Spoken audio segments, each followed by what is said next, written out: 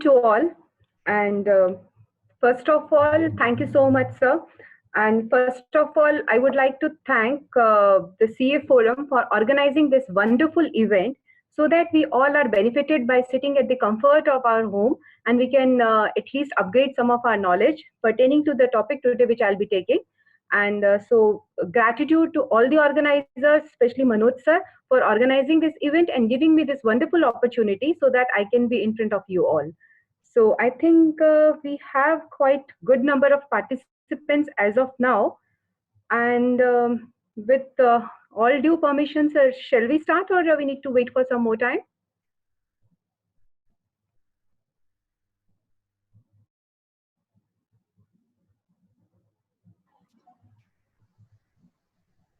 Sorry, did you said something? I can't hear you.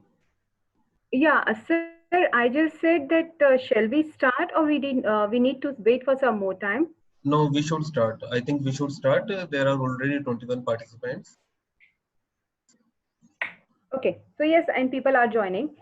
So, okay, so we'll start for the today's session and I'll start sharing my screen.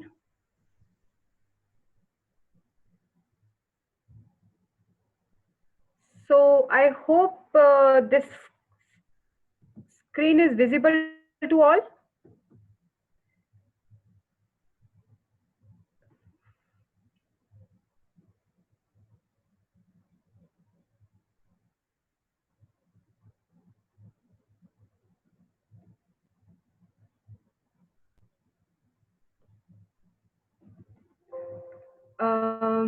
Sir, you need to answer me. I hope my audio, video, and the screen is visible to all.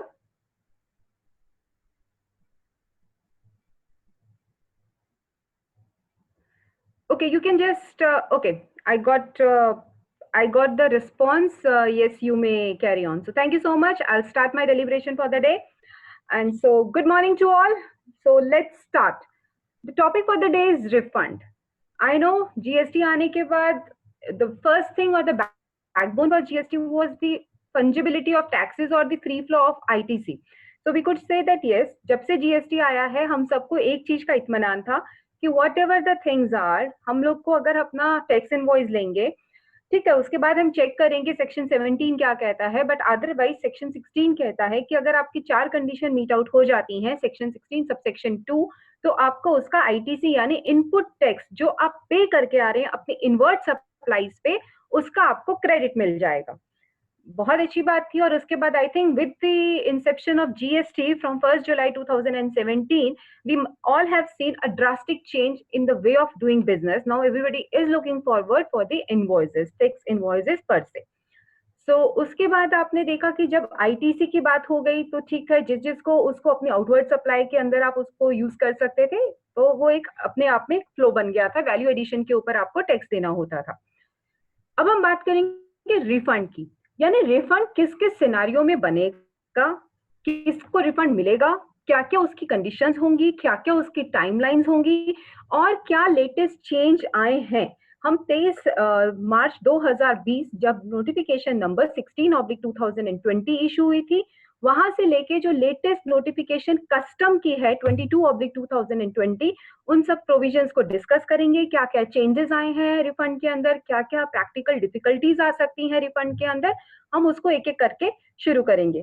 तो उससे पहले कि मैं एकदम latest क्या amendments आई हैं उनसे शुरू करूं, मैं एक ओवरव्यू देना चाहूंगी पहले अपने सारे व्यूअर्स को कि एक्चुअल में रिफंड है क्या, सेक्शन 16 ऑफ आईजीएसटी एक्ट क्या कहता है, सेक्शन 54 सबसेक्शन 3 क्या कहता है. सेक्शन 54 जो एक रिफंड का सेक्शन है, अगर मैं जीएसटी एक्ट की बात करूं तो वहां पे 2 ही सेक्शंस है जो रिफंड की बात करते हैं, और वो 2 सेक्शन है सेक्शन 54, जहां पे सेक्शन 54 सबसेक्शन 1 कहता है कि रिफंड ऑफ किसका refund, tax, any taxes, interest और any other amount paid by a tax payer. यानी कि आपका टैक्स अगर आपने पे करा है, गलत टैक्स पे करा है, सेक्शन 77 का टैक्स पे करा है, या आपने एक्स्ट्रा टैक्स पे कर दिया है, कुछ अपनी आउटवर्ड सप्लाईज एक्स्ट्रा आपकी डिस्क्लोज हो गई हैं, वो टैक्स हो सकता है.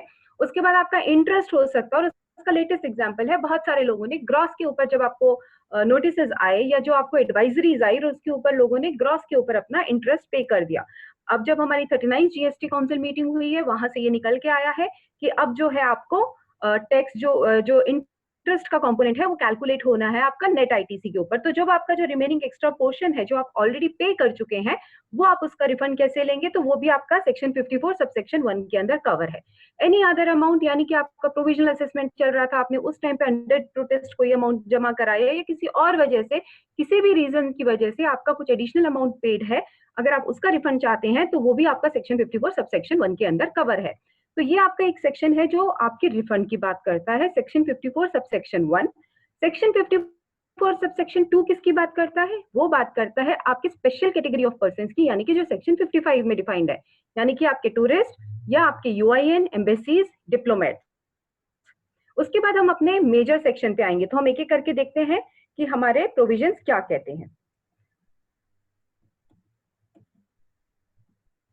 सेक्शन 16 सबसेक्शन जो 16 है ऑफ आईजीएसटी एक्ट, ये बात करता है आपसे कि क्या है आपका जो जीरो रेटेड सप्लाईज जिसको हम बोलते हैं या जिसको हम कॉमन लैंग्वेज में एक्सपोर्ट बोलते हैं, वो क्या है। तो ये हमारा बताता है कि zero rated supply IGST act में डिफाइंड है और ये कहता है कि गुड्स और सर्विसेज दोनों का ये जो सप्लाईज हैं इनकी बात करता है।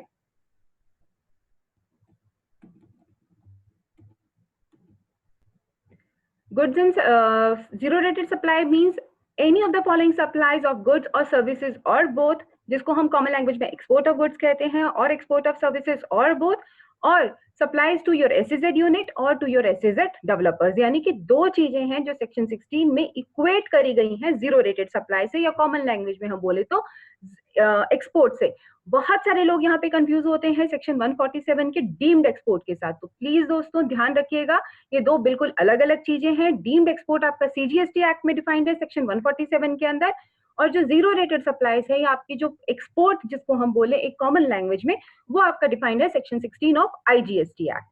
अब यहाँ पे क्या बात करता है कि आपको आईटीसी का रिफंड मिलेगा, किस चीज पे मिलेगा, subject to the provision of section 17 sub section 5, यानी कि ब्लॉक क्रेडिट को आपको देखना है। वहां से अगर आपका कोई क्रेडिट ब्लॉक है तो उसको छोड़ दीजिए, उसके अलावा आपको जो भी आपका आईटीसी का अनयूटिलाइज्ड अक्यूमुलेटेड आईटीसी है सेक्शन 54 के अंदर, आपको उसका रिफंड मिल जाएगा। अब ये तो बात हुई मिल जाएगा, आपके पास दो प्रोविजंस है, हम देखेंगे रूल 89 देखेंगे और उसके बाद रूल 96 देखेंगे। अब वो बोलता है कि इसके लिए कंडीशन क्या है, आपके पास में क्या होना चाहिए कि उसके पास दो ऑप्शन है, या तो वो सप्लाई कर सकता है किसके अगेंस्ट, एलयूटी या बॉन्ड के अगेंस्ट, यानी कि वो एक लेटर ऑफ अंडरटेकिंग दे सकता है या बॉन्ड दे सकता है। बॉन्ड की रिक्वायरमेंट जीएसटी के अंदर खत्म कर दी गई है, पर बॉन्ड की रिक्वायरमेंट कस्टम के अंदर अभी भी है। तो एसईजेड को अगर कस्टम की बात करूं तो वहां बॉन्ड इशू करना होता है, बट अदरवाइज अगर मैं जीएसटी की बात करूं तो यहाँ पे आपके पास लेटर ऑफ अंडरटेकिंग का प्रोविजन है, जिसको हम कॉमन लैंग्वेज में एलयूटी कहते हैं। तो यानी कि अगर मेरे पास एलयूटी है तो मैं विदाउट पेमेंट ऑफ टैक्सेस अपना एक्सपोर्ट कर सकती हूँ, या मेरे पास ऑप्शन है कि मैं विद पेमेंट ऑफ आईजीएसटी भी एक्सपोर्ट कर सकती हूँ। एक मेरा गवर्न होगा रूल 89 सब रूल 4 के साथ, दूसरा मेरा गवर्न होगा रूल 96 के साथ। तो वो हम देखेंगे in accordance with the provision of section 54, यानी 54 सेक्शन की जो हम बात कर रहे हैं, वहां पे आपका ऑलरेडी जो है रिफंड डिफाइंड है। डीम्ड एक्सपोर्ट जैसे कि मैंने बताया वो क्या होता है, जीएसटी के अंदर डीम्ड एक्सपोर्ट 5 चीजों को हम बोलते हैं। कस्टम के अंदर ये लिस्ट थोड़ी बड़ी है, बट अगर मैं जीएसटी की बात करूं तो ये 5 चीजों को बोला जाता है। और वो 5 चीजें क्या है आपकी, अगर मैं बोलूं supplies against advance authorization, supplies to having a person having EPCG, BTPs को सप्लाईज, एसटीपीस को सप्लाईज, ईओ यूनिट को सप्लाई, ये आपका डीम्ड एक्सपोर्ट आता है। या फिर supply of gold by PSU banks और स्पेसिफाइड बैंक। तो ये 5 तरह की जो आपकी जिसको बोला जाता है सप्लाईज ऑफ गुड्स है। डीम्ड एक्सपोर्ट की हम बात करेंगे, यहाँ पे सिर्फ और सिर्फ सप्लाईज ऑफ गुड्स आता है, ये बात ध्यान रखिएगा। डीम्ड एक्सपोर्ट आपका डिफाइंड है सेक्शन 147 सब सीजीएसटी एक्ट के अंदर। इसको बाय नोटिफिकेशन 48/2017 अक्टूबर 17 में नोटिफाई किया गया था। और पूरा का पूरा मैकेनिज्म, रिफंड कैसे फाइल होगा, क्या कंडीशन रहेगी, कौन फाइल करेगा, रिसिपिएंट फाइल कर सकता है, सप्लायर फाइल कर सकता है, और इसका पूरा का पूरा मैकेनिज्म जो है वो नोटिफिकेशन नंबर 49/2017 में प्रेस्क्राइब किया हुआ है। ये हमारे कुछ चैप्टर्स हैं, कुछ प्रोविजंस हैं। इंटीग्रेटेड जो चैप्टर 15 है या सेक्शन 15 है, जिसको हम आईजीएसटी से देखेंगे, सेक्शन कौन से हैं? 54, 55, 56, 57, 58। 54, 55 रिफंड के सेक्शन है, 56 इंटरेस्ट का सेक्शन है, 57 और 58 आपके कंज्यूमर वेलफेयर फंड से रिलेटेड सेक्शंस हैं। रूल्स की अगर मैं बात करूं तो इसी तरीके से आप देखेंगे, आपकी पूरी एक लिस्ट है। 89 आपका रिफंड का रूल है, 90 एक्नॉलेजमेंट, 91 में आपको प्रोविजनल ग्रांट कैसे मिलेगा, 92 के अंदर आपका डिफाइन करा गया है कि आपका ऑर्डर कैसे आएगा, 93 में आपका रिक्रेडिट कैसे होगा, 94 में आपका इंटरेस्ट जो आना है डिले के ऊपर उसका ऑर्डर कैसे सैंक्शन होगा, 95 has to be read with section 55, 96 आपकी बात करता है इंटीग्रेटेड टैक्स की पेमेंट के साथ जब आप एक्सपोर्ट करेंगे तो उसके प्रोविजंस क्या कहते हैं। उसके बाद 96A है जो अगेन एक स्पेसिफिक चीजों की बात करता है जिसको हम देखेंगे। 97 आपका वेलफेयर फंड की बात करता है, यानी सेक्शन 57 से करस्पॉन्डिंग है आपका 97। उसके बाद हम सबको पता है इनिशियल डेज के अंदर ऑनलाइन एप्लीकेशन, जीएसटी आया था तो सबको लग रहा था सब कुछ ऑटोमेटिक होगा, जीएसटीआर 1, 2, 3 होगा, एक ऑटोमेटिक मैकेनिज्म होगा, आउटवर्ड सप्लाईज आएंगी, मेरी इनवर्ड सप्लाईज आएंगी, दोनों मैप होंगी और उसके बाद मेरा एक ऑटोमेटिक रूट से जीएसटीआर 3 बनेगा। बट ऐसा हुआ नहीं, and now we all are knowing the fate of GST even after the 3 years time period has already elapsed, but still we know how the portal is working.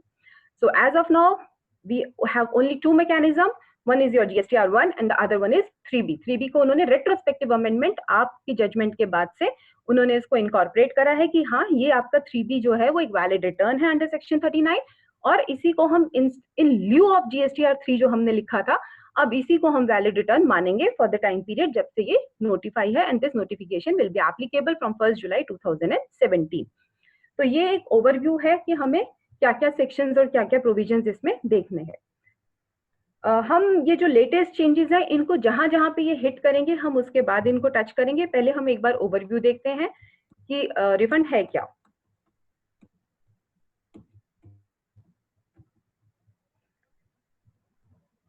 ये है हमारा section 54 का subsection 3। 54(1) मैंने discuss करा, वो एक journal clause है। 54(2) आपके स्पेशल क्लॉज की बात करता है जो कि रिलेटेड आपके सेक्शन 55 से। सेक्शन 54 सबसेक्शन 3 का फर्स्ट क्लॉज क्या कहता है? Subject to the provision of section 10 यानी ईसी का section 10, a registered person may claim refund of any unutilized input tax credit at the end of any tax period. और अब any tax period की बात valid हो गई है। Circular number 135 को ओवररूल कर 135 में 125 के प्रोविजन पैरा नंबर 8 को ओवररूल किया गया है, जो कि एक रिस्ट्रिक्शन था, पोर्टल का रिस्ट्रिक्शन था, लॉ का रिस्ट्रिक्शन नहीं था। पोर्टल ऐसे बना हुआ था कि आप 2 फाइनेंशियल ईयर के टाइम पीरियड को क्लब नहीं कर सकते थे। यानी कि अगर आपने refund application let's say for an example March 19 का फाइल करना है और अप्रैल 19 का फाइल करना है, तो आप ये दोनों पीरियड को जो है वो एक साथ मिक्स नहीं कर सकते थे। क्यों नहीं कर सकते थे? क्योंकि ये दो अलग अलग फाइनेंशियल ईयर को पर्टेन करते थे। तो सर्कुलर 125 में ये रिस्ट्रिक्शन थी, पैरा 8 में। अगेन गुजरात हाई कोर्ट की जजमेंट के बाद से ये हटा दिया गया है। और सर्कुलर 135 में, तो प्लीज आप नोट कर सकते हैं, सर्कुलर 135 में ये हटा दिया है और वहां लिखा है कि अब आप 2 फाइनेंशियल ईयर्स को क्लब कर सकते हैं। यानी अब मेरे हाथ में ऑप्शन है, मैं मार्च 19 की एप्लीकेशन अप्रैल 19 के एप्लीकेशन के साथ मर्ज कर सकती हूँ। तो ये एक नया वेलकम चेंज है सर्कुलर 135 के थ्रू। बट हम जब इस सर्कुलर को डिस्कस करेंगे तो पता चलेगा सरकार ने ये वेलकम, जिसको बोलते हैं ना, एक प्रोविजन डाला और उसके बाद की जो सारी रिस्ट्रिक्शंस है वो और स्ट्रिंजेंट करा है आपके रिफंड के मैकेनिज्म को। तो हम बात करते हैं सेक्शन 54 सबसेक्शन 3 क्या कहता है कि मेरे को रिफंड मिलेगा। किस चीज का रिफंड मिलेगा? अनयूटिलाइज्ड, आप ध्यान से देखिए words, unutilised input tax credit shall be allowed. यानी कि मेरे पास जो एक्यूमुलेटेड पड़ा है मेरी परचेज के ऊपर, जो भी मैं इनपुट टैक्स दे के आई हूँ, जो कि अब मेरा इनपुट टैक्स क्रेडिट बन गया है, मेरे क्रेडिट लेजर में खड़ा है और मैं उसको यूटिलाइज नहीं कर सकती हूँ क्योंकि मेरी जीरो रेटेड सप्लाईज है, या मेरा major chunk of my output supplies is a zero rated supply और there may be any other reason also, तो मुझे उसका रिफंड मिलेगा। दूसरा क्या पॉइंट है, मुझे कब रिफंड मिलेगा? ठीक है, मेरी जीरो रेटेड सप्लाईज नहीं है, बट मेरा जो एक्यूमुलेशन है वो किसकी वजह से है कि मेरा जो इनवर्ट सप्लाईज है या जो मेरी इनपुट के ऊपर टैक्स है वो एक हायर रेट पे है और मेरा जो आउटपुट के ऊपर टैक्स है वो एक लोअर रेट पे है, जिसको हम कॉमन लैंग्वेज में इन्वर्टेड ड्यूटी स्ट्रक्चर कहते हैं। यानी कि for example, what ever input I'm purchasing, the tax rate applicable on those are 18%, 12% and 5%. तो मेरे पास एक ब्रैकेट इकट्ठा हो गया 18%, 12%, 5% का एक्यूमुलेशन। और मेरी जो आउटवर्ड सप्लाई है, फॉर एग्जाम्पल, वहां पे सिर्फ और सिर्फ मेरा जो टैक्स रेट एप्लीकेबल है वो 5% है। अब क्या होगा, मेरे पास 18% का भी सामान है, 12% का भी है, 5% का भी है, लेकिन जब मैं 5% के ऊपर उसको लेके जाऊंगी तो क्या होगा, आपका पास हमेशा ही एक एक्यूमुलेशन रहेगा। तो उस एक्यूमुलेशन को आप यूज कैसे करेंगे, तो नहीं यूज कर सकते, क्योंकि आपके पास में एक आपकी वर्किंग कैपिटल का ब्लॉकेज आएगा। तो अगेन गवर्नमेंट ने जो आपको एक प्रोविजन दिया है कि अगर आपके पास ऐसी कुछ प्रोविजन बनती है, ऐसी कोई सिचुएशन बनती है कि आपके इनपुट के ऊपर हायर रेट है, आउटपुट के ऊपर लोअर रेट है, तो जो आपके पास एक्यूमुलेशन है आप उसका रिफंड अप्लाई कर सकते हैं। अगेन इस पे एक सर्कुलर है जो आप अभी नोट कर सकते हैं, ये पॉइंट इंपॉर्टेंट पॉइंट है। मैंने एग्जांपल दिया, मेरे पास 18, 12, 5 3% है और मेरा आउटपुट भी 5% पे है। जब आप रिफंड एप्लीकेशन फाइल करेंगे तो सर्कुलर क्लैरिफाई करता है कि आपको 5 और 5 इन दोनों का बाइफर्केशन करने की जरूरत नहीं है, क्योंकि यहाँ पे वर्ड जो है वो accumulation on account of rate of inputs है। मुझे यहाँ पे अलग अलग नहीं करना है कि मेरा 5% वाला है तो वो मुझे इन्वर्टेड ड्यूटी स्ट्रक्चर में फॉल नहीं करेगा तो मुझे उस पोर्शन का रिफंड नहीं मिलेगा। नहीं, आपको सारा क्लब करना है। सारे क्लब करने के बाद आप उसको यूटिलाइज करके उसके बाद जो बैलेंस बचता है उसका आप रिफंड एप्लीकेशन फाइल कर सकते हैं।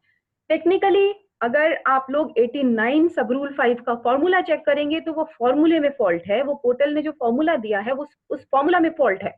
वो अगर आप उसको एनालाइज करेंगे तो आप समझ जाएंगे कि वहां पे क्या फॉल्ट है। और सेकेंडली अगर आप यहाँ पे वर्ड ध्यान से देखेंगे तो जब हम इसको आगे डिस्कस करेंगे नेट आईटीसी की डेफिनेशन, तो वहां पे भी एक बहुत मेजर चेंज है जो आपका जीरो रेटेड सप्लाई के अंदर नहीं है। तो वो हम स्टेप बाय स्टेप वहां पे चेक करेंगे।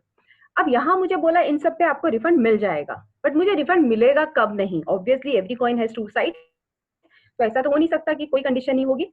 कब नहीं मिलेगा, तब नहीं मिलेगा अगर मेरे जीरो रेटेड सप्लाई के ऊपर ऑलरेडी कोई एक्सपोर्ट ड्यूटी की लेविबिलिटी है। यानी कि जब मैं एक्सपोर्ट कर रही हूँ उस प्रोडक्ट को, तो अगर मेरे पे एक्सपोर्ट ड्यूटी की एप्लीकेबिलिटी है तो उस केस में मुझे रिफंड नहीं मिलेगा। इसका बेस्ट एग्जांपल है आपका स्टील। आप जब इंडिया से स्टील एक्सपोर्ट करते हैं, because we don't want to encourage that export, so there is a levy of export duty. So in that case, whenever my component or my article have a levy of an export duty, in that scenario there will be no refund. उसके बाद एक और condition उन्होंने लिखी है कि अगर आपने ड्यूटी ड्रॉबैक अवेल करा है, किसका, सेंट्रल टैक्सेस का। अगर आप लॉ देखेंगे, मेरी स्क्रीन पे ये वर्ड कट रहा है बट आपको दिख रहा होगा, यहाँ पे सेंट्रल टैक्सेस की बात करता है। ये in respect of central taxes और claim refund of IGST paid on supplies. यानी कि जब आपने ड्यूटी ड्रॉबैक कहाँ मिलता है आपको, डीजीएफटी के अंदर मिलता है। तो जब आपने ड्यूटी ड्रॉबैक अवेल करा है उस केस में भी आपको आईटीसी का, एक्यूमुलेटेड ऑफ आईटीसी का जीएसटी में रिफंड नहीं मिलेगा। बट ये पॉइंट ध्यान से सुनिए दोस्तों, ये पॉइंट सिर्फ जुलाई, अगस्त और सितंबर के लिए वैलिड था। अक्टूबर के बाद से ऑल इंडिया रेट नोटिफाई हो चुके हैं डीजीएफटी के अंदर। अब सिर्फ एक रेट है। पहले हमारे डीजीएफटी में क्या होता था, दो रेट्स होते थे, एक हायर रेट होता था, एक लोअर रेट होता था। आपके शिपिंग बिल में मार्क्ड होता था कि आपने higher rate of duty drawback avail करा है या lower rate of duty drawback avail करा है। अब ऐसा कोई बाइफर्केशन नहीं है। 1 अक्टूबर 2017 के बाद से सिर्फ एक रेट है और वो है लोअर रेट। यानी कि वो आपको टैकल करता है सिर्फ और सिर्फ आपके कस्टम से रिलेटेड प्रोविजंस की या कस्टम से रिलेटेड लेविएबल्स की। तो अब कोई ऐसा बार नहीं है, अगर आपने वहां पे डीजीएफटी के अंदर, कस्टम के अंदर ड्यूटी ड्रॉबैक अवेल करा है तो भी आप यहाँ पे रिफंड एप्लीकेशन फाइल कर सकते हैं, उसमें कहीं कोई बार हिंड्रेंस नहीं है। ऑब्वियसली अगर आपने आईजीएसटी पे करा है, यानी जब आपने अपने सारे इनपुट को यूटिलाइज करके आउटपुट टैक्स पे कर दिया और आउटपुट टैक्स का आपको ऑटोमेटिक रूट से रिफंड मिल गया, तो आपके पास यहाँ एक्यूमुलेशन है ही नहीं। इसका एक बेस्ट एग्जांपल देखते हैं। आपके पास एक्यूमुलेटेड 1000 रुपीज है। अब आपके पास दो ऑप्शन है। लेट्स से आपकी आउटवर्ड सप्लाईज के ऊपर टैक्स बनता है 1000 रुपीज। अब आप क्या कर सकते हैं, या तो आप विदाउट पेमेंट कर सकते हैं और यहाँ पे जो आपका 1000 रुपीज का एक्यूमुलेटेड है एक्सपोर्ट के ऊपर, आप उसका रिफंड लेने जा सकते हैं।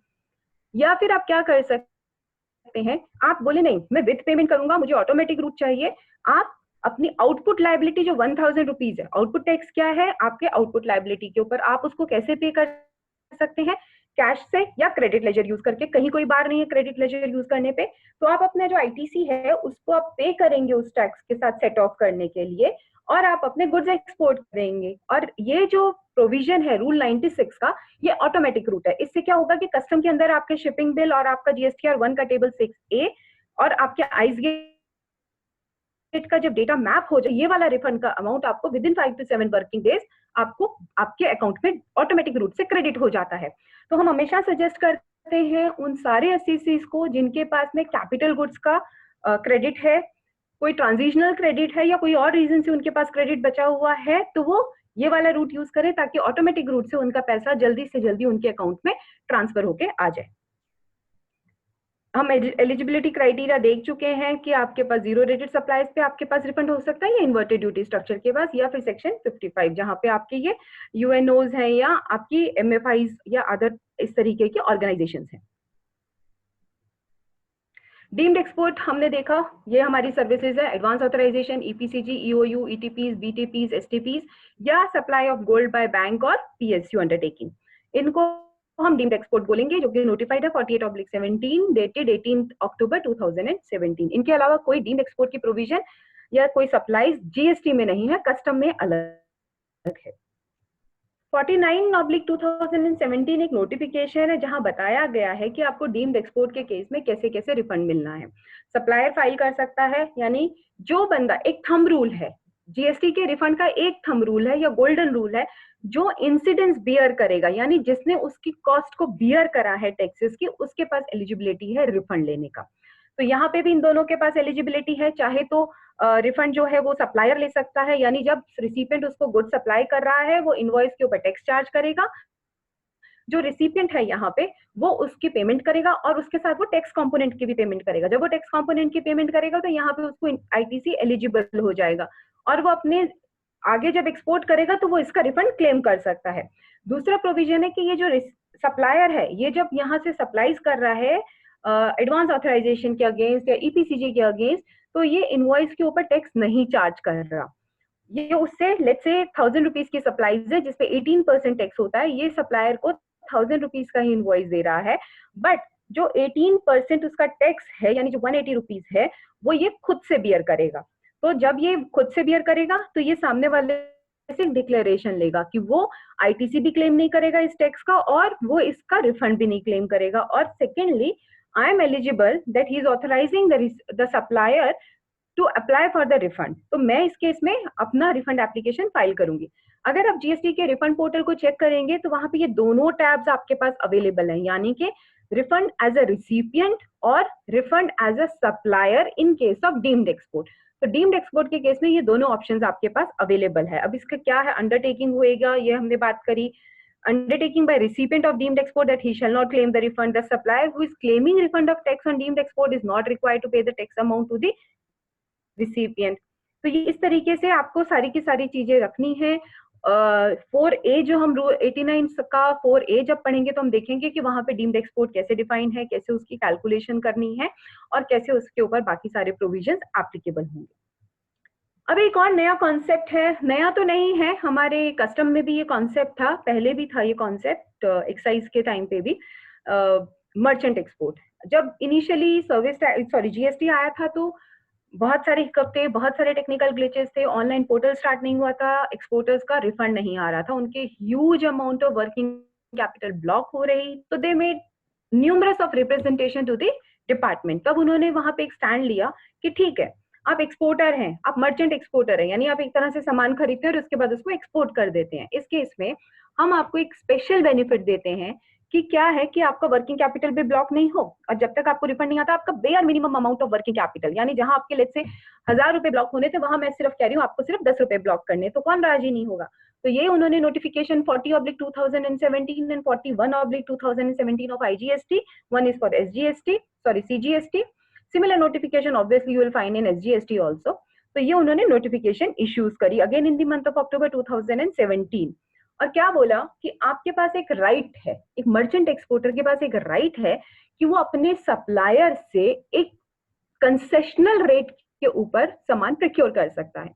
अब कंसेशनल रेट क्या है, 0.1% ऑफ द आईजीएसटी और 0.05% ऑफ द सीजीएसटी और SGST, what ever the case में भी। आप इतना अमाउंट पे करके गुड्स प्रोक्योर कीजिए। अगेन एक मैकेनिज्म है इसका, वो सारे स्टेप्स आप फॉलो कीजिए। इसके लिए मैंडेटरी है, आपके पास आईसी कोड होना चाहिए, आप किसी एक्सपोर्ट प्रमोशन काउंसिल के मेंबर होने चाहिए हो, आप उसके सप्लायर के ज्यूरिडिक्शनल ऑफिसर को पीओ देंगे, उसके ज्यूरिडिक्शनल ऑफिसर को, और आप एक डिक्लेरेशन देंगे कि जो भी आप उससे सामान प्रोक्योर कर रहे हैं वो विद इन 90 डेज आप उसको एक्सपोर्ट कर देंगे आउट ऑफ इंडिया।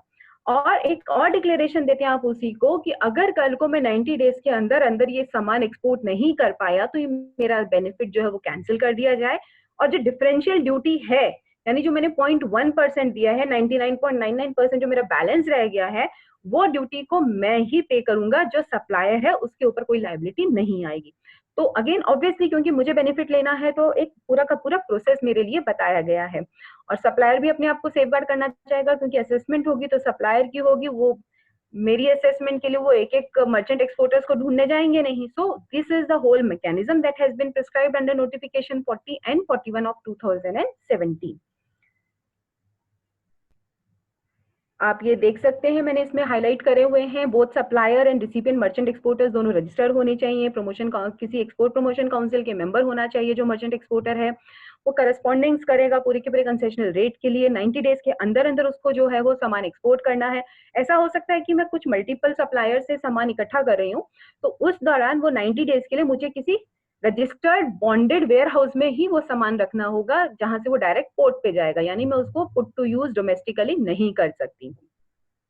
और एक बहुत मैंडेट रिक्वायरमेंट, जब मैं एक्सपोर्ट करूंगी तो मेरा जो शिपिंग बिल होगा उस पे उस सप्लायर का जीएसटीएन भी होगा और उसका नाम भी होगा। मैं कमर्शियल वैल्यूज हटा सकती हूँ, यानी मैंने क्या अमाउंट पे प्रोक्योर करा है वो मैं हटा सकती हूँ, बट ये मेरे लिए मैंडेटरी है कि मुझे उस पे लिखना होगा ताकि ये मैप हो सके सिस्टम से कि जो मैंने सामान सप्लायर से लिया वही मैंने मर्चेंट एक्सपोर्ट करा है और वो मेरे शिपिंग बिल से मैप हो सके। एक ये बेसिक स्ट्रक्चर है, because I think we have to be very strictly abide by the timelines also.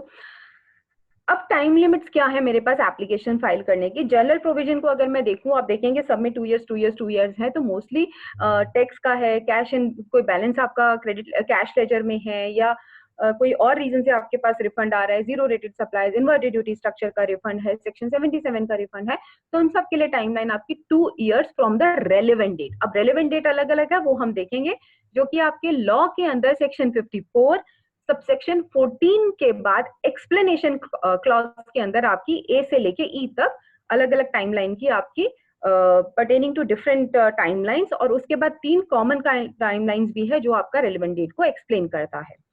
और एक स्पेसिफिक कैटेगरी है जहां पे आपके यूएनओज या और किसी कॉन्सुलेट एम्बेसीज को रिफंड करना होता है। लॉ में पहले प्रोविजन 6 month का था, बट अगेन एक नोटिफिकेशन आई थी 20/2018 if I am not wrong, क्योंकि मुझे पिक्चर के पीछे नजर नहीं आ रहा है, वहां पे टाइमलाइन जो है वो 18 months की कर दी गई थी, यानी कि अब जो है वो टाइमलाइन है 20/18 है, और अब वो जो टाइमलाइन है वो आपकी 18 months की है from the end of the quarter, जब आपने वो सर्विसेज या गुड्स रिसीव करे हैं, वहां से आप एंड ऑफ द क्वार्टर में आप RFD 10 और RFD 11 फाइल करके जो है वो रिफंड एप्लीकेशन परस्यू कर सकते हैं।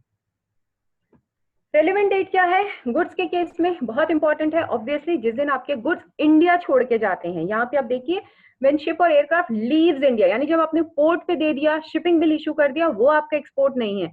जब आप जिस दिन आपको EGM मिलती है, मैनिफेस्ट डेट मिलती है, या लेट एक्सपोर्ट ऑर्डर डेट मिलती है, वो आपका डेट ऑफ एक्सपोर्ट है, और वहां से आपके 2 साल का टाइम पीरियड कैलकुलेट होगा। अगेन नोट सर्कुलर नंबर 135 ने इसके ऊपर, और रेड विथ 16/2020 नोटिफिकेशन, यहाँ पे कुछ चेंजेस आए हैं जिनको हम साथ में अभी जब हम लेटेस्ट अमेंडमेंट्स चेक करेंगे तो हम उनको चेक करेंगे।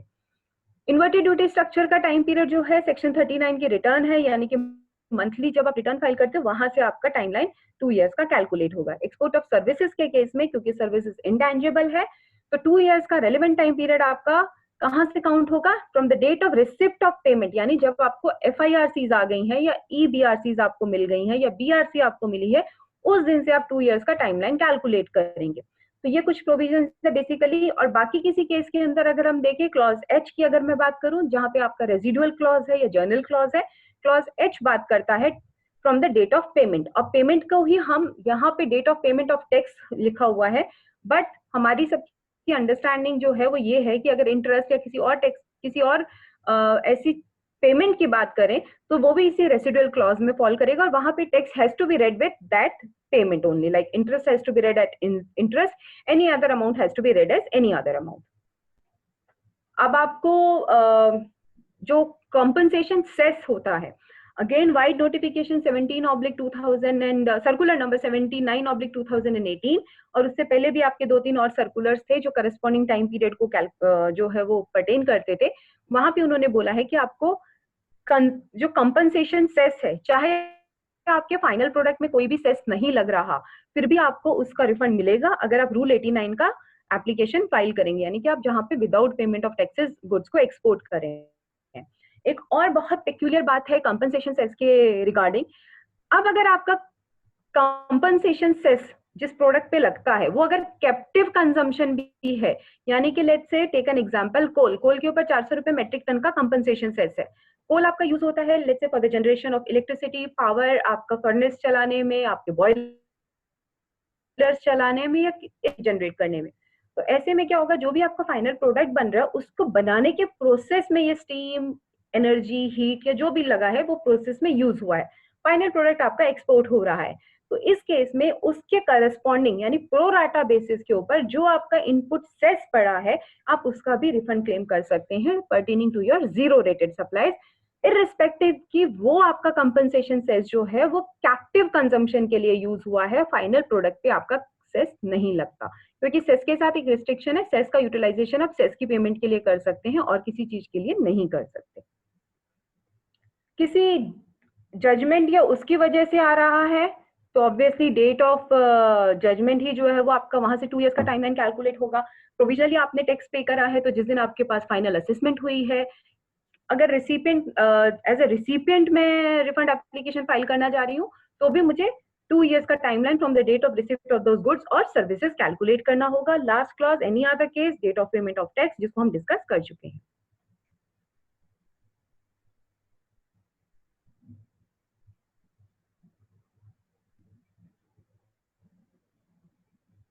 डॉक्यूमेंट्री एविडेंस, ऑब्वियसली अगर आप सर्कुलर, बहुत इंपॉर्टेंट है सर्कुलर 125, प्लीज आप उसको रेफर कीजिएगा। जो भी रिफंड का काम करते हैं या जो भी रिफंड की एप्लीकेशंस को सबमिट करना चाहते हैं, सर्कुलर 125 में एक डिटेल आपको लिस्ट दी गई है डॉक्यूमेंट्री एविडेंस की। उसके बियॉन्ड अगर आपसे कोई डॉक्यूमेंट्री एविडेंस मांगता है तो आप उसका चैलेंज कर सकते हैं, यानी आपके डीएम में आपने वो सारे एप्लीकेशन के टाइम पे वो सारे डॉक्यूमेंट्स लगा दिए और उसके बावजूद आपको डीएम आ जाता है लिखते हुए कि सपोर्टिंग डॉक्यूमेंट्स नॉट अटैच, या आपको एससीएन इशू हो जाता है, तो that can be challenged. Rule 89 सब रूल 2 के अंदर आपके डॉक्यूमेंट्री एविडेंस की जो लिस्ट है वो लिखी हुई है। जजमेंट के अंदर ऑब्वियसली आप ऑर्डर की कॉपी लगाएंगे। अगर आपके एक्सपोर्ट ऑफ सर्विसेज हैं तो आपका जो लिस्ट है वो आपको बीआरसी लगाना है, आपको एक्सपोर्ट इनवॉइसेस लगाने हैं और आपको इनवर्ट जो आपकी सप्लाईज है वो लगानी है। और कुछ डिक्लेरेशन है, 2 डिक्लेरेशन आपके एप्लीकेशन का पार्ट होती हैं, उसके अलावा आपको 2 डिक्लेरेशन लगानी होती हैं जो कि आपके रूल्स में जहां पे ये नोटिफाई हुआ है रूल 89 वहां पे आपको वो लिस्ट दी गई है।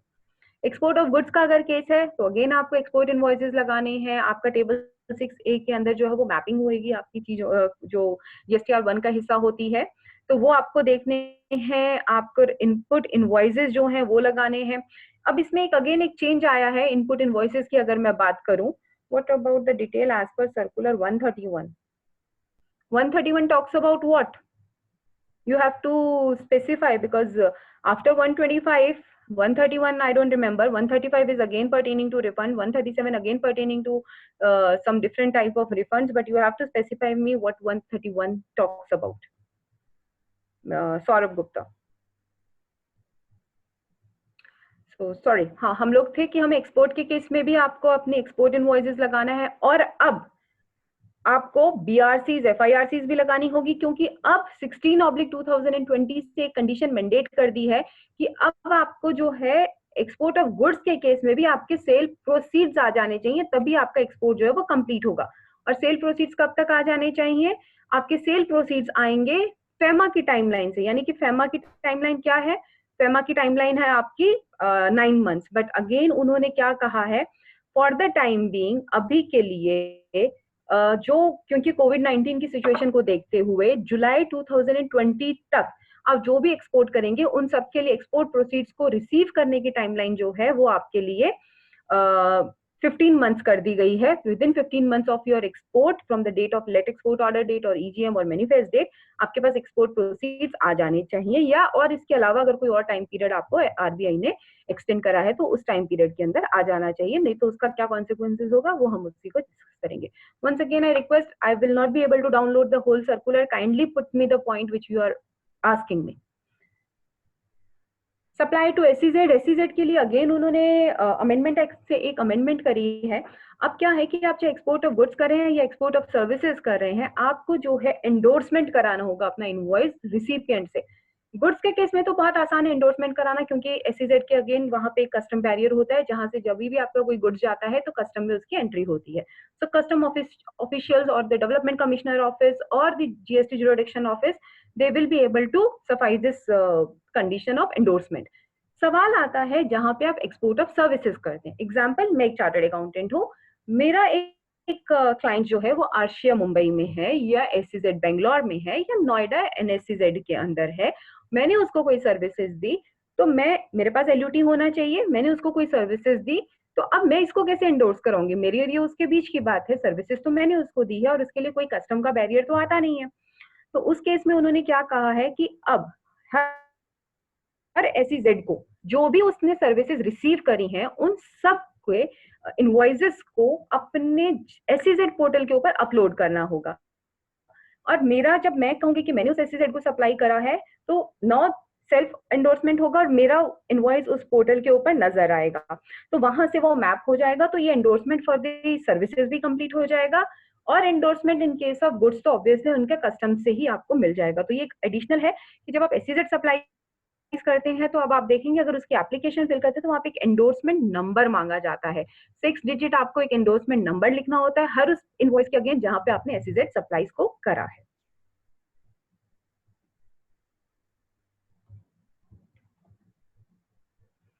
ये हम देख चुके हैं. डीम्ड एक्सपोर्ट के केस में भी ऑब्वियसली आपको एक्नॉलेजमेंट लेना होगा जुरिडिक्शनल ऑफिसर से कि हाँ आपने उसके पास एडवांस ऑथराइजेशन था, उसके अगेंस्ट आपने सप्लाईज करी है, उसके पास ईपीसीजी लाइसेंस था या आपने किसी एसओई बीटीपी एसटीपी को सप्लाईज करी हैं. वो एक रिटर्न अपलोड करेंगे, डिक्लेरेशन देंगे, अंडरटेकिंग देंगे, तो एक पूरा का पूरा जो है आपका प्रोसेस है उस रिफंड को क्लेम करने का. Refund of unutilise ITC accumulated inverted duty structure, obviously आपके पास एप्लीकेशन है इसकी अलग से इन्वर्टेड ड्यूटी स्ट्रक्चर में. Finalisation of provisional assessment, wrongly tax paid, excess payment of tax, इन सब के लिए RFD 01. कैटेगरी कौन सी है आपकी? Any other category. ये भी हम सर्कुलर 135 में चेक करेंगे, वहां पे इसके अगेंस्ट यही चेंज आया है कि इन सब के जो आपके अदर कैटेगरीज हैं apart from your section 54 sub section 3, तो उन सब के लिए आपको जो रिफंड एप्लीकेशन फाइल करनी है वो RFD 01 है और कैटेगरी जो चूज करनी है वो है एनी अदर कैटेगरी यानी any other amount.